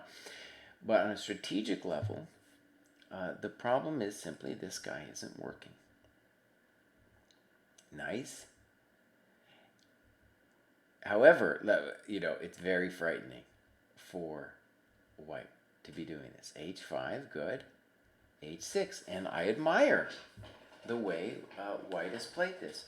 I have no idea what's going on. I really don't. But he's doing the right thing, and when you take here, it creates this beautiful tactic of white's. But on a more basic level, we've got to say that that was your best piece on d6. It was one of your few developed pieces. And now you've got real grief. So, moves like b5 should be considered. Asking which way the bishop goes, and at some point maybe playing bishop b7. Knight e3, watch what white does. I really like it. Bam! And you write queen h6. Surely there is no better alternative moves here. I don't know. I want to protect my e6 pawn. Whether I can do it or not, I don't know. But taking this, I think that's real dangerous. I think white is probably winning now. He's got not only this terrible threat, but if these two friends can join hands, well, holy moly. That's some dangerous stuff over there, right? C complex, yes. Gelfand talks about space. A lot of people at that level are talking about it. I can recommend the Gelfand books. Yeah. All right. So this position, I feel, is dead lost, and there's a simple way of understanding it too. The bishop on e6 is going to prevent the rooks from being active, and that's why this is simply a done deal now. White will have the time to organize play against the black position, and of course also dream at some point of pushing the d-pawn further. Yeah, simple play. The rook is not a good blockader. Very nice, and black resigned. Okay, Luke, good game. And if I could put it into a synopsis, you gave away time with moves like knight e7, knight f5, and even you should see that knight takes e3 is giving away time because you are opening up the rook. Now, maybe white didn't play it correctly there, but, it was an interest. You gave him this very dynamic position, which eventually, with his f5 business, he successfully was able to open up the bishop. Okay, so here we go. Let's move on to Nicholas. Nicholas has been on the show loads of times, and this is a one-day-a-move deal here on chess.com. As I noted before, this kind of thing is becoming more popular. f5, a weird move. And let's read what he writes. Lately, I've been trying not to bother so much about mainline theory and instead seeking to reach certain structures, mainly French and Slav structures with a triangle. I play this way with both colors and have good results. Sometimes I bring the queen bishop outside the triangle. Fair enough. And I want to say that in general, this is a fine way to play against the Dutch. The question I have here is, I don't think you did yourself a favor because h6 comes. Just to put a little note on it, if you play like this, black isn't getting away with any of this stuff because you have e3 and you've got a great game. In your position, it seems like he should at least throw in the move h6. Yeah, he should throw in the move h6. Again, he should play h6. Is that a terrible move? Absolutely. And it segues nicely from our last game because in that game I said, well, in the triangle structure, right, the queen knight on b1 is white's worst piece, and knight e4 really, unless you are willing to leave it there, the knight on e4, I mean, then you don't want to be playing knight e4. So knight e4 itself maybe not the worst, but we're going to see it's played with the wrong intention. Bishop f4, d6. So what do I mean? If you are going to play knight e4, you need to be ready to go full stonewall and play d5. Let me read what Chess with Chris says. If I could make a suggestion, maybe put all the wins submitted at the end. So if you run out of time, people who needed the most advice have already been taken care of. Oh, it's kind of a thought. There's with one exception, our good friend Amit. Our good friend Amit always publishes a game where he is just a stunning win, and I did move him to the end. Most of the games I feel people are winning are pretty double-edged. Now maybe, anyways, that's my personal sense of it. I think it is a good suggestion though that if people are doing vanity games, which I'm fine with. If you want to submit a vanity game, as long as you put in some good notes, I'm fine with covering a vanity game. But those probably should be toward the end. Gina, what we do have, though, is we have a forum. I don't know how to do a club. If someone wants to do a club, I'd be into doing that. Basically, we have a thread that's posted every month, and people submit their games, and then I cover all the games in which people, do some at least light annotations. Okay, so d6, queen c2, and he trades off his beautiful knight and gets rid of our knight on b1. So what we're going to see from Nicholas now is a great attack that is, whose basis really comes from this wrong trade from black. Good, simple and strong. Simple and strong. The pawns are split. Queen f4, I love it. Bishop d3, I love it. Rook h3, I love it. Beautiful. Beautiful. End of the world play here. Yeah. The end, my friend. So great game, Nicholas. I thought, Nicholas, by the way, Nicholas has submitted several games where he didn't win. So I don't think that was vanity. That was just a good game. And, for those people who play the triangle, I think it's important to see that this was a classic example of this mistaken trade, where the problem with the triangle and the Slav, so the Slav, of course, is the triangle with reverse colors, is that your b1 knight is poor.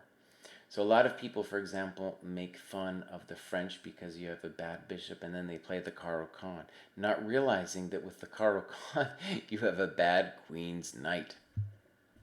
And in most openings with black, you will have at least one bad piece. So that's something to simply accept.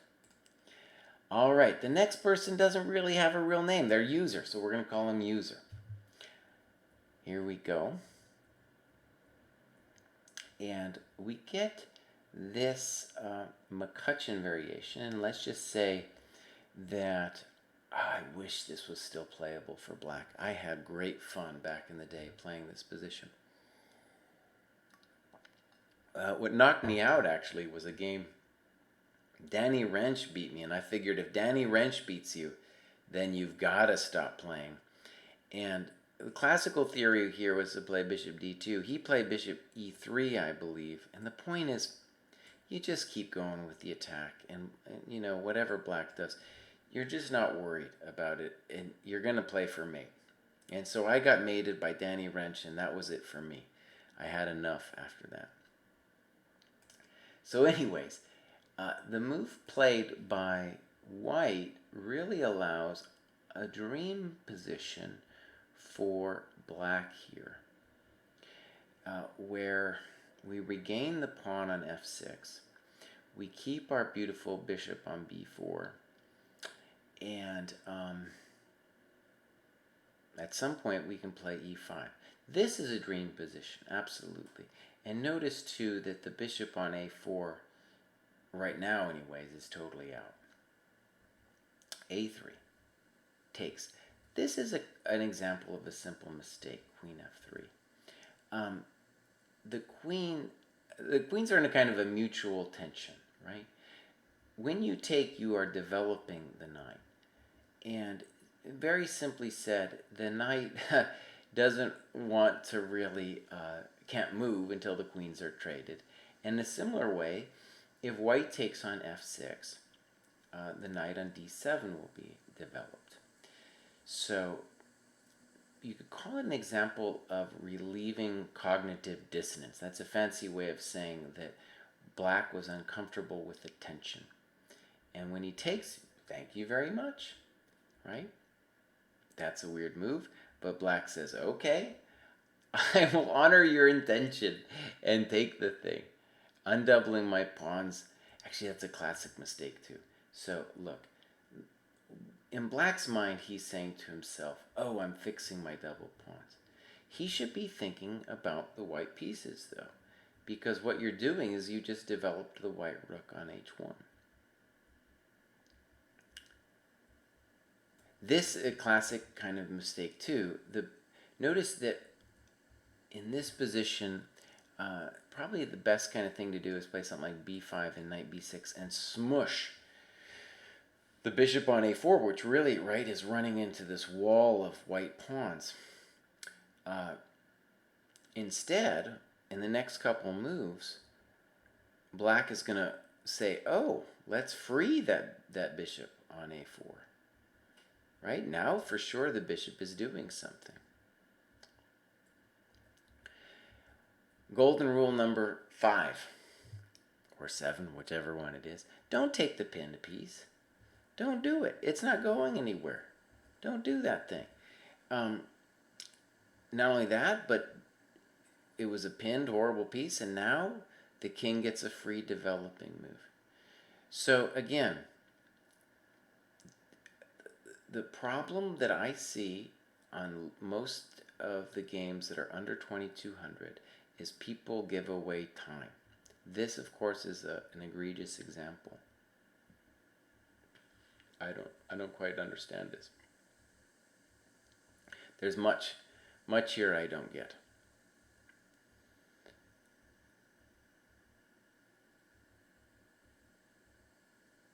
All right. This is full action. And then white resigned. Was it resignable? It looks pretty scary. I'm going to say that. King g4. Let's say this. That there was some weird things that happened in this game, but this pattern here was at least a nice idea for black. White can probably survive by giving this check, where then the pawn, the king doesn't get to shepherd the pawn down the board now. It would at least be difficult after rook g3. All right, let's move to the next game. We have Gabriel is playing black. Let's flip it. And this was an interesting game to me because it turns. It's like I have an interest, I guess, in symmetrical positions, and what this is going to evolve into is a symmetrical wing gambit, a French wing gambit.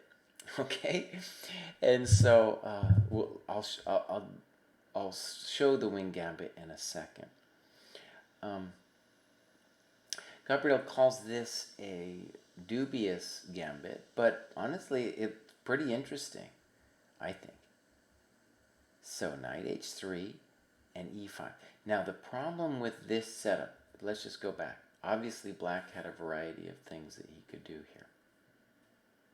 But the problem with this one is that now white has fantastic play on the light squares. And we're going to be talking about this diagonal, this square, and we're even going to see this diagonal come into play. So while we're here, let me show you the mirror image, I guess we would call it, of this. The wing gambit, by the way, totally viable opening. It has a bad reputation, but it is pretty violent. And the idea is simply to take away this central play from black. Take it away. And so let's say you take. The intention is simply that when we get c3, d4, there will be no counterplay against the white center. So this is a very rough position, and you can see with a move like knight a3 or d4 even first, we are getting the mirror image of what we get in our stem game here. So d5, knight a6. So far, I really enjoy the way white is played. Bishop e3, castles. I like it a lot. I would say white is, strategically winning in the sense that black's pieces find it so hard to move, and that e6 square is so delicate for black. Now, c6 is interesting. It's a little controversial, of course, because you are opening the business. And here's where I'm going to take issue with how white played it. He bails out now, and I think it's an instructive mistake. Let's just show what he does and what I mean by bails out. He takes this guy, and it's like he's saying to himself, well, I sacrificed a pawn, but now I don't feel that good about it, so now I want it back, right? And no, you did great. Your pawn sacrifice was one of the most beautiful things we've ever seen. So here was the chance for white. First of all, black isn't, as far as I can tell, black isn't really threatening much of anything. Several interesting moves.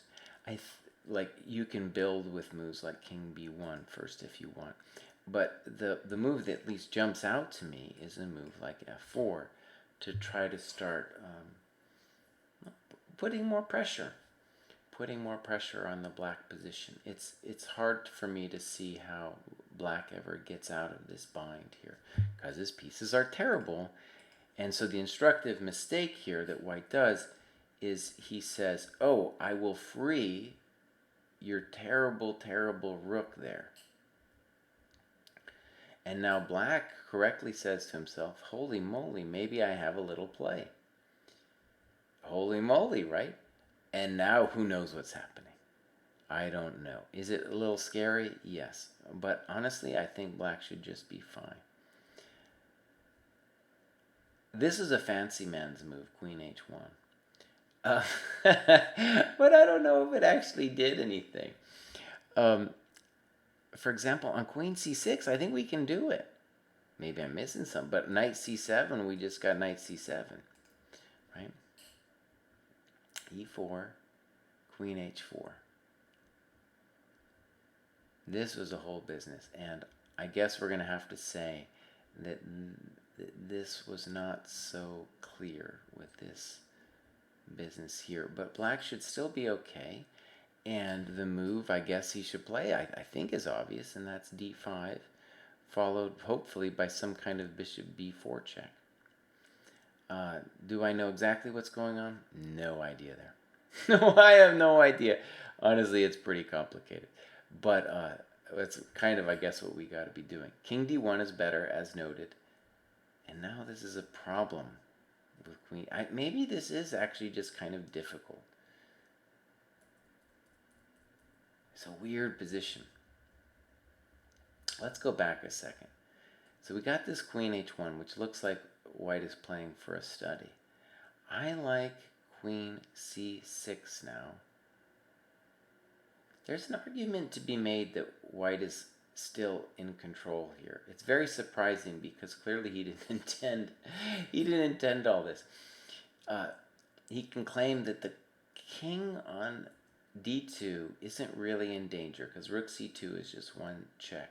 That the knight on d5 is a monster, and the rook on b1 much better than its counterpart.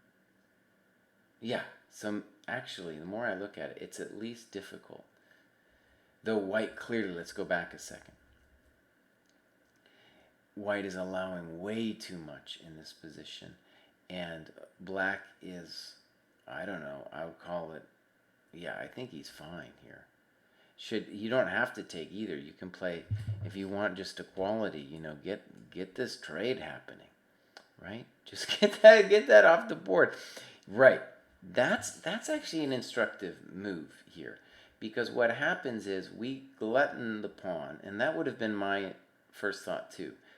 But our problem is now not so much queen h1, but this kind of, the knight is so powerful, and now queen comes back. Very interesting. It's funny too that even I feel like white should have had better, but here I think we're in big trouble. I don't see any, Gabriel writes that rook e2 looks like a blunder, but honestly, I think, should we turn the computer on? It's a rare thing I do. But I didn't at least see anything immediate. Right, the computer says we're toast. Okay. Let's move on to the next one. We got the famous Vishnu. Vishnu has been doing this for a while. I would say follow the guy on Twitter. He's got some interesting things to say. He is trying to improve. And I think what's going on here, he can correct me if he's watching, is that he is following the chess openings for black explained repertoire by my friend Eugene Perelstein.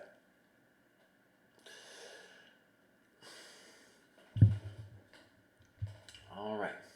And this is I like this repertoire a lot. I think it's a good repertoire. And, Queen a5 is interesting. It basically kind of sort of forces white to play castles. That's the point of Queen a5. But like with a lot of these accelerated dragon things, there are tricks.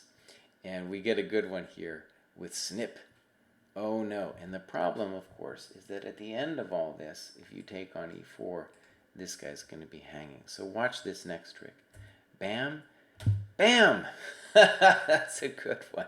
So clearly that was part of the prep. And Vishnu writes that bishop c3 is stronger than knight c3. And that here, knight a4. Let's go through his variations. So here we're getting, obviously he's won the opening battle. And now we've got kind of we have to play precisely. And of course, as he notes, knight a4 is the most logical looking move, because if we win the b2 pawn, we will split the pawn chain. And of course, the knight on a7 is not the most beautiful thing. So he writes he was worried about the knight being trapped. But he should have realized that after castles, the bishop on e3 can't move because this knight is hanging. And of course, if he moves the knight, then this guy is coming out. Right. Okay. And of course, the main motivation for looking at this variation with knight b2 is simply that splitting the pawns is such a big deal for the ensuing endgame. Okay, so d5. And the next, it's funny actually, we're talking a lot about tempi. And I feel like the kid in the next several moves really blows it with time. He gives away a lot of it. So d4. e6 might be a move there, I don't know. Actually, no, you can't play e6. I take it back. It's no good. Check to the miserable king. And, this makes a certain amount of sense. Let's read what Vishnu writes, though.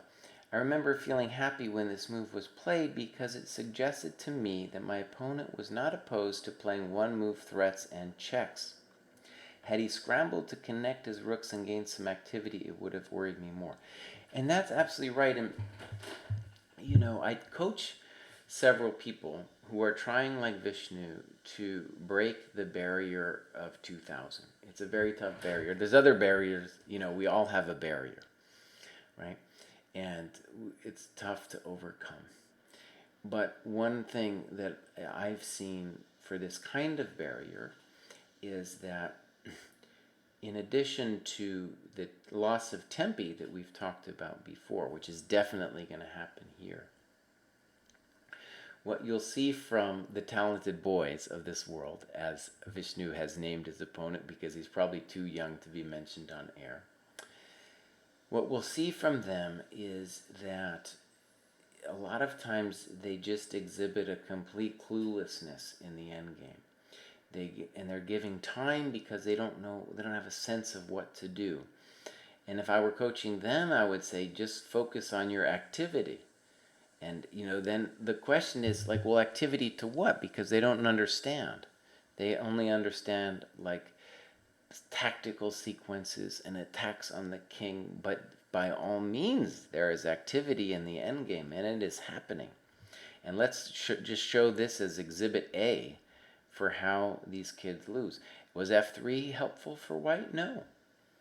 And now the c2 square is getting talked to, and Vishnu says, thank you very much, I'll take that. And look at maybe there was nothing better, but that's a sad move to make. Rook b1. Check. We'll go back a couple times. h5, good. And black is just in complete control here. Yeah, nice move. Check to the miserable king. And this is what the kids deserve. I don't mean to say it in a mean way. When I was a kid as well, I really didn't understand what it meant to be active in the endgame either. Rooks are disconnected. We'll take another pawn. Let's push. And then, yeah, we're going to mate you, son. We're going to mate you. And let's say another thing about the endgame. The kids don't appreciate that mate happens. Mate happens in the endgame. So very nice game from Vishnu. And usually, as he says in the notes, he usually submits a loss. But this was a nice one. I think it showed that there's sometimes value to studying your openings in depth, and we saw that paid off with the trick in the opening.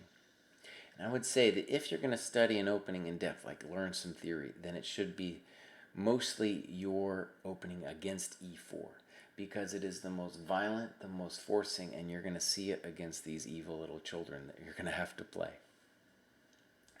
Okay, so here we go. All right, this is Marty. Marty has also contributed many, many times on the show. Marty plays generally in the famous San Francisco Tuesday Night Marathon. And here we go. Let's flip it. He was playing black.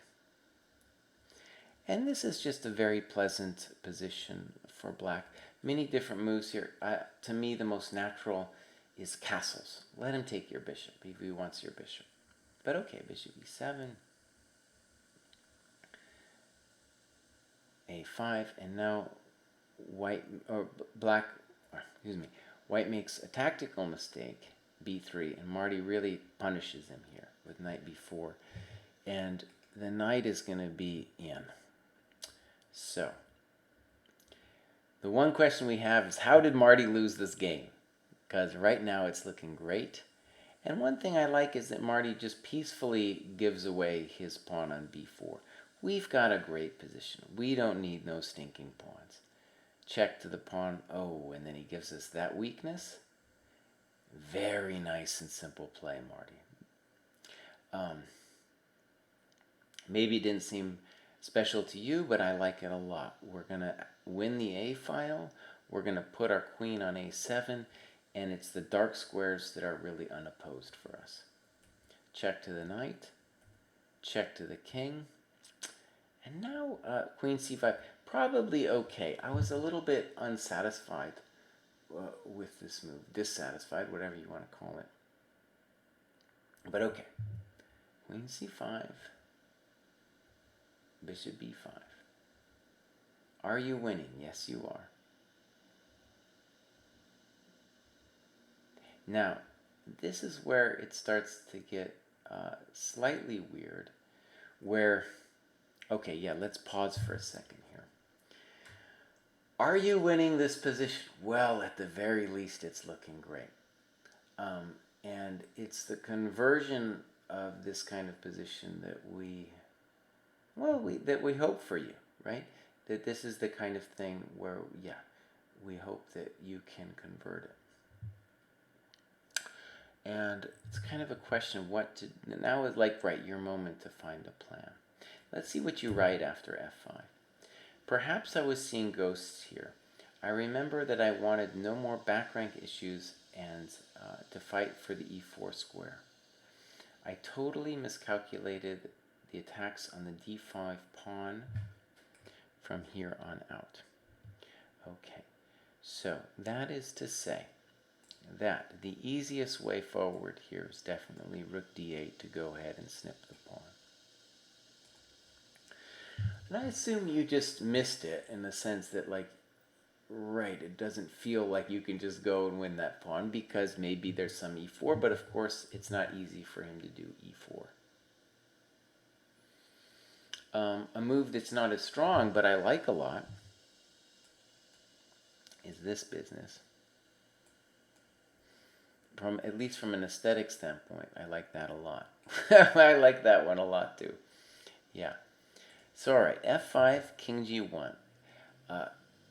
Rook d8 is still possible, and black doesn't see it. So, the main thing here, right, to say, Marty, is it wasn't so much that you missed the d pawn, right? It's that when you got to this position, you didn't come up with a clear plan of what to do, right? And that's the biggest problem. And you can see, like, with the rook a8, just imagine for a second the d5 pawn isn't an issue, right? With the rook a8, it feels like you're doing something, but there's no follow-up to the move, right? Definitely a move you could consider, right? But it doesn't do anything. So, right, here's the moment where you need to really sit down and think about what you intend to do. So this is the beginning of the end. And, you know, we talk about loss of time. A lot of times that we see loss of time is when people, you know, fail to find a plan and kind of go back and forth. And that's what black is guilty of here. And again, we needed to play bishop h6, and now all of a sudden, you still have a nice position, but it's starting to get hokey, right? And now, yeah, things are just getting more unclear than they wanted it to be. We're in time pressure, obviously. You're not worse, but yeah, things are getting really hectic now. Yeah, and now things have really gone wrong. So, one thing I'm going to guess, I feel pretty confident about saying this, is that the reason you got into the hectic time trouble that led you to blunder around in this way was not finding the plan in the first place, right? And my advice for you is the same I'd give the kid in the last game who was playing Vishnu, is when you get to some position in the end game, think about the activity of your pieces, right? So again, pretend there's no rook d8, right? Pretend there's no rook d8. You're still doing fine. Think about the activity, though, of your dudes, and, well, this guy needs to be improved, right? And at some point, we might well think about playing f4 too, to break on through. Okay, so that was sad. That was sad. I'm sorry, Marty. I'm sorry that happened to you, buddy. But, like I said, everyone suffered the experience that I'm sure, let's just put it like this. you're in a early endgame and you fail to find the plan, the time is ticking down, and then all of a sudden things flip. And one reason to be particularly sensitive to that phenomenon is you will have opponents do that to you too. They will gift you with positions that you thought, wait, how did I even get this? And it's because they too can't find a plan in the critical moment. All right, now we got a different Kevin. Kevin's an interesting player who I feel like really enjoys studying chess. And one of his problems is that he plays too many openings against e4. He's like a guy who can't commit to a girlfriend, right? The grass is always greener with some other opening. I've known Kevin for a while. I've seen him play the Perk. I've seen him play e5. I've seen him play the Sicilian. I'm sure there were other flirtations with other girls out there. And the problem is, not only does he not end up learning an opening, with some depth, with like getting a feel for some of the positions, but that he's spending all of his chess time studying openings, and that's not a good thing. The main advantage I want to say about studying openings is not so much, especially at this level, because we've seen in the games presented today, there were very few like theoretical lines. Maybe Vishnu's game is the exception. In most games, someone played something weird early. And that's what's going on. Not only at this level, but you watch Magnus. Magnus is taking people out of theory all the time. So the point is, like, a bunch of memorization stuff isn't what you really want. You want to have a sense, though, of what to do in certain types of positions. For example, there were a lot of games today in the French structure. You want to have a sense the French structure can happen from a variety of openings, right? And you want to have a sense when you land in it, whether it's the black side or the white side, to just a feel for what's going on. And of course, also with opening study, you can see what other players, strong players, have played in the position when you look in the database. Okay, d5, d4, snip, snap, and snip. And this is a very interesting variation. Bishop f5, let's call that traditional. Knight d7, the Karpovian move, interesting. And knight f6, I think I'm going to say having a kind of resurgence. Back in the day, when I was a kid, actually, I played this variation. It's kind of spicy. But the variation I think is having a resurgence is EF. There was a game I covered at the U.S. Junior Championship with a Wonder Liang playing black, I think against Josh Shang. I could be wrong. I'm terrible about remembering exactly. But the beautiful intention of EF is to say, you know what, I'm going to have more pawns around my king. And what a Wonder did in that game, which was so surprising and beautiful, is he said, oh, I'm going to launch it. And I was like, what? You're going to launch it? You're going to launch it? What are you doing, kid? But it was a very beautiful game. And let's just say something obvious. When you play EF, it's essentially a developing move because it's a pawn move which enabled you to get your bishop out. So I don't know what Kevin's intention was. But yeah, this would be, this I encourage if this is what he wanted.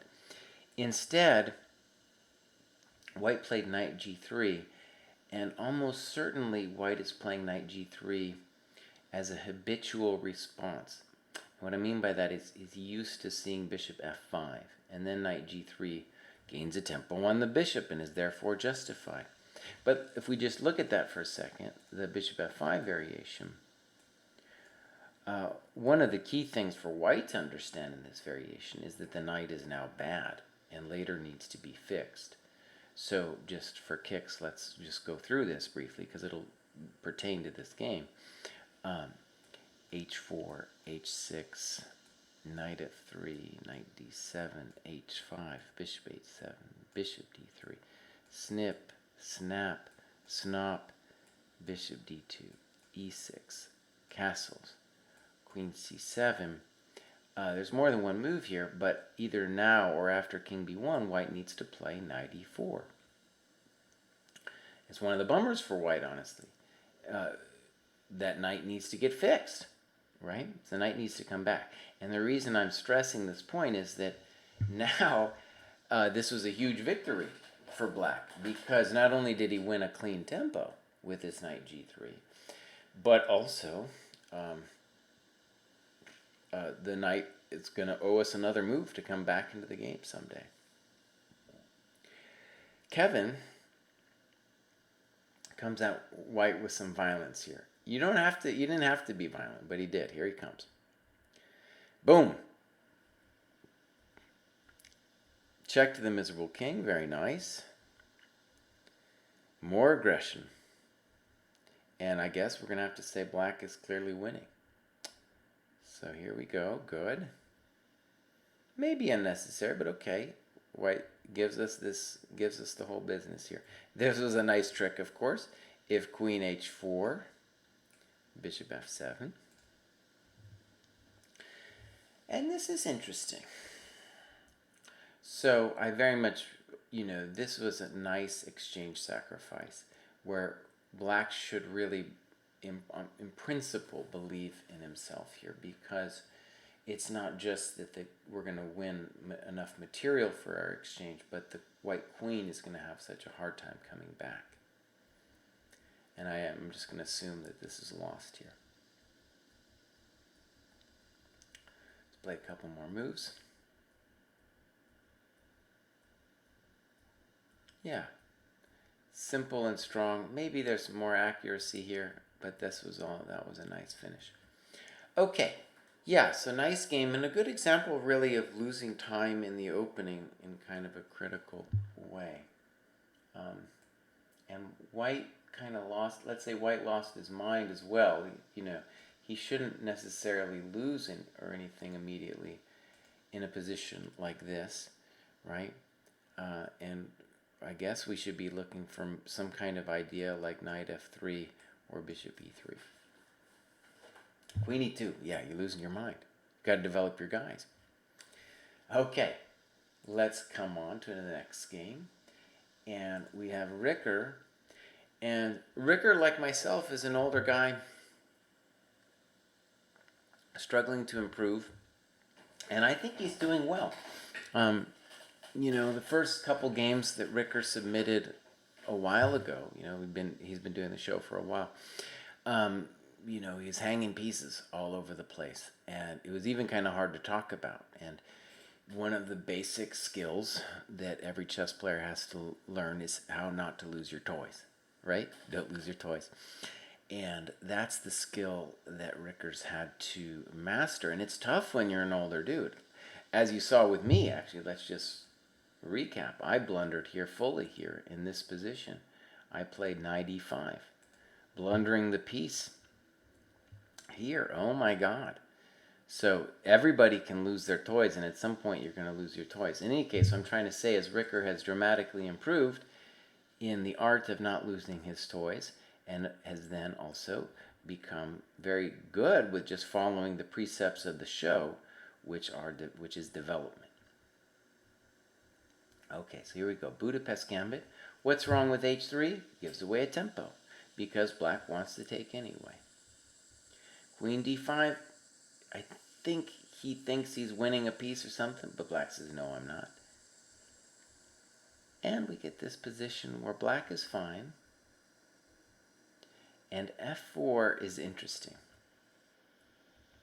Well, bishop f5, let's say this is a position where black, I think, is golden, and should be looking probably to play a move like queen h4. Now, Ricker, the next piece of advice might feel a little bit over the top, but what I want you to see in the next couple moves is that the challenge that white has here, that black's kind of setting up for you, is one is about space, where he is going to give you a lot of space with making some mistakes here and you need to at least have a conception of how to deal with that space. Okay, so f4, and now he might want to play bishop c3 first. Instead, knight g6, e4 exclam. And the point is, if bishop c3, you have ef. So now you have achieved a key goal, which is pushing the guy back. Check the miserable king. I'm not sure that helped him. And now bishop d7. Okay, so here's the point I want you to reflect upon, Ricker. You have a beautiful position that is primarily about the space advantage, right? You do have some interesting problems yourself. We've talked about the f-pawn blocking the bishop and the rook, and that's definitely happening here as well. However, you're doing great, and this guy in particular is the piece that you're really looking to give trouble to. Notice also, this piece has some trouble because it can't go to this square because of f5, and on c8 it's not happy. Why is it unhappy on d7? Well, he's in the way of everybody. So a position like this is where you can, even if you feel like doing the space advantage is too hard, and this applies maybe not just to you but other people watching, because it is very difficult to persecute the space advantage. At the least, as a chess fan, you should feel, you have an intuitive sense of at least why it's a beautiful and interesting thing. All right, so the keys to using the space advantage are in principle simple. They're very hard to put into effect, but they're in principle simple. You want to avoid trades, and you want to make one or more of his pieces bad. We've already got this one to be terrible and this one to be awkward, right? And we want to increase that.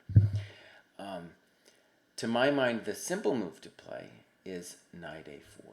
That's his only good piece, and we're honestly making it a little bit hard for him to not give us that piece in a just clean way, right? So a move like knight a4 looks very good, and if you need to defend the e-pawn, you can do so like this. All right, so let's look at what you do. It's an instructive mistake. Bishop g4, rook e8. I think the guy should trade, by the way. Rook e8, f5. Oh no, Ricker. Oh no. You let the knight in. And now I just want you to really appreciate this. The knight has gone from 0 to hero on e5. And your bishop on g4 has also lost all of its juice. Queen h4, good move. Rook f4, weird. Takes, oh no, oh no. Let's contemplate this one too for a second. The knight on e5 is everybody's dream piece. The bishop on g4 isn't working. And so what does he do? He takes it. And he makes your rook, that was a pretty funny looking dude on f4, he makes him violent on g4. Good. And that can't be right. Hello, let's come in. Right? And now you're doing great. Now you're doing fantastic. Now, I guess that has to be called a clean mistake because your rook was hanging. Now look, let's forget about all the fancy talk that I just did about space and everything. This is the kind of thing that ruins a person's game, is when you miss that the bishop is hitting the rook. Let me just remind you, I blew it here too. I blew it too, so I mean, I'm not one to throw stones when it comes to making dumb moves, but this is what I want you to pay attention to is this is the basic skill where you're hurting yourself, and if maybe the analogy would be something like this skill of not giving away your toys, right, is the equivalent of a painter learning to draw simple line figures, which, by the way, I never learned to do. I could never do those simple line figures. Drawing cartoon characters. I never could do it right. Okay, so f6. By the way, in addition to losing the rook, you are freeing this dude. You need to find a way to get this guy in. Yeah, get that guy in. Play something like that. Okay. Let's see what happens. Check to the miserable king. Good. Hello. Mate. Very nice. Okay. We got our Amit vanity game. Amit's got some great style here. I don't blame Amit. He enjoys chess. He enjoys attacking. Let's look what he does here. C5. Now, with this move order, white has the option of playing d5. Well, generally thought to be a small advantage for white. If black wants to play this way, then the move order that Vishnu played is probably what people are looking for. Cool, thank you, playing the Grave, yeah. So here we go. All pretty standard stuff, and here is where white makes a critical blunder that black doesn't see. The problem in this position for white is the brutalistic knight g4. So white needs to do something about knight g4, maybe h3. In f4, it really just makes it worse, because knight g4 here would come with a big thud. Yeah, that would be a big problem. I guess I'm going to assume it's like either lost or close to lost after knight g4. Yeah, probably lost. It's too much. The dark squares are all going to die, you know, like, let's say you do this. Now, maybe knight e3 is a move, but let's say black doesn't want to make it that complicated. So the first thing to notice is this knight is dominated by the pawn on c6, and the bishop has to, I guess, leave the diagonal. I don't know what to do for the dude. Here, something like this, and we're going to start tickling the b2 square. Yeah, this unopposed bishop, a total beast. Okay, so Amit got a pass on that one. Bishop d7, and now f5. Now, if you recall, I'm trying to remember, I think, right, it was Tim's game, the very first game that we covered, where we talked about a similar, it was with reversed colors, a slightly similar deal, and there the bishop was on e6, or we could say it was on e3, because we reversed colors, right? So now f5 is clever, though of course it's got some drawbacks as well, the main one being that knight e5 is now a thing. f5, though, is intuitively a nice move, where whenever you move the f-pawn to f4, there's a variety of openings where this happens. You need to move that dude out of the way for the sake of this guy and this guy. And, of course, we're kind of aiming for a magical convergence on the f7 square. And that's indeed what our friend Amit gets here. So here we go. Knight g4. It's almost like black was filled with regret that he missed it on the last move, right? So now he plays it on this move. Maybe one of those things where you're sitting at the board and while the other guy's thinking, you say, oh no, I could have played knight g4. Now, Amit criticizes bishop d4, and I think that's correct. Right,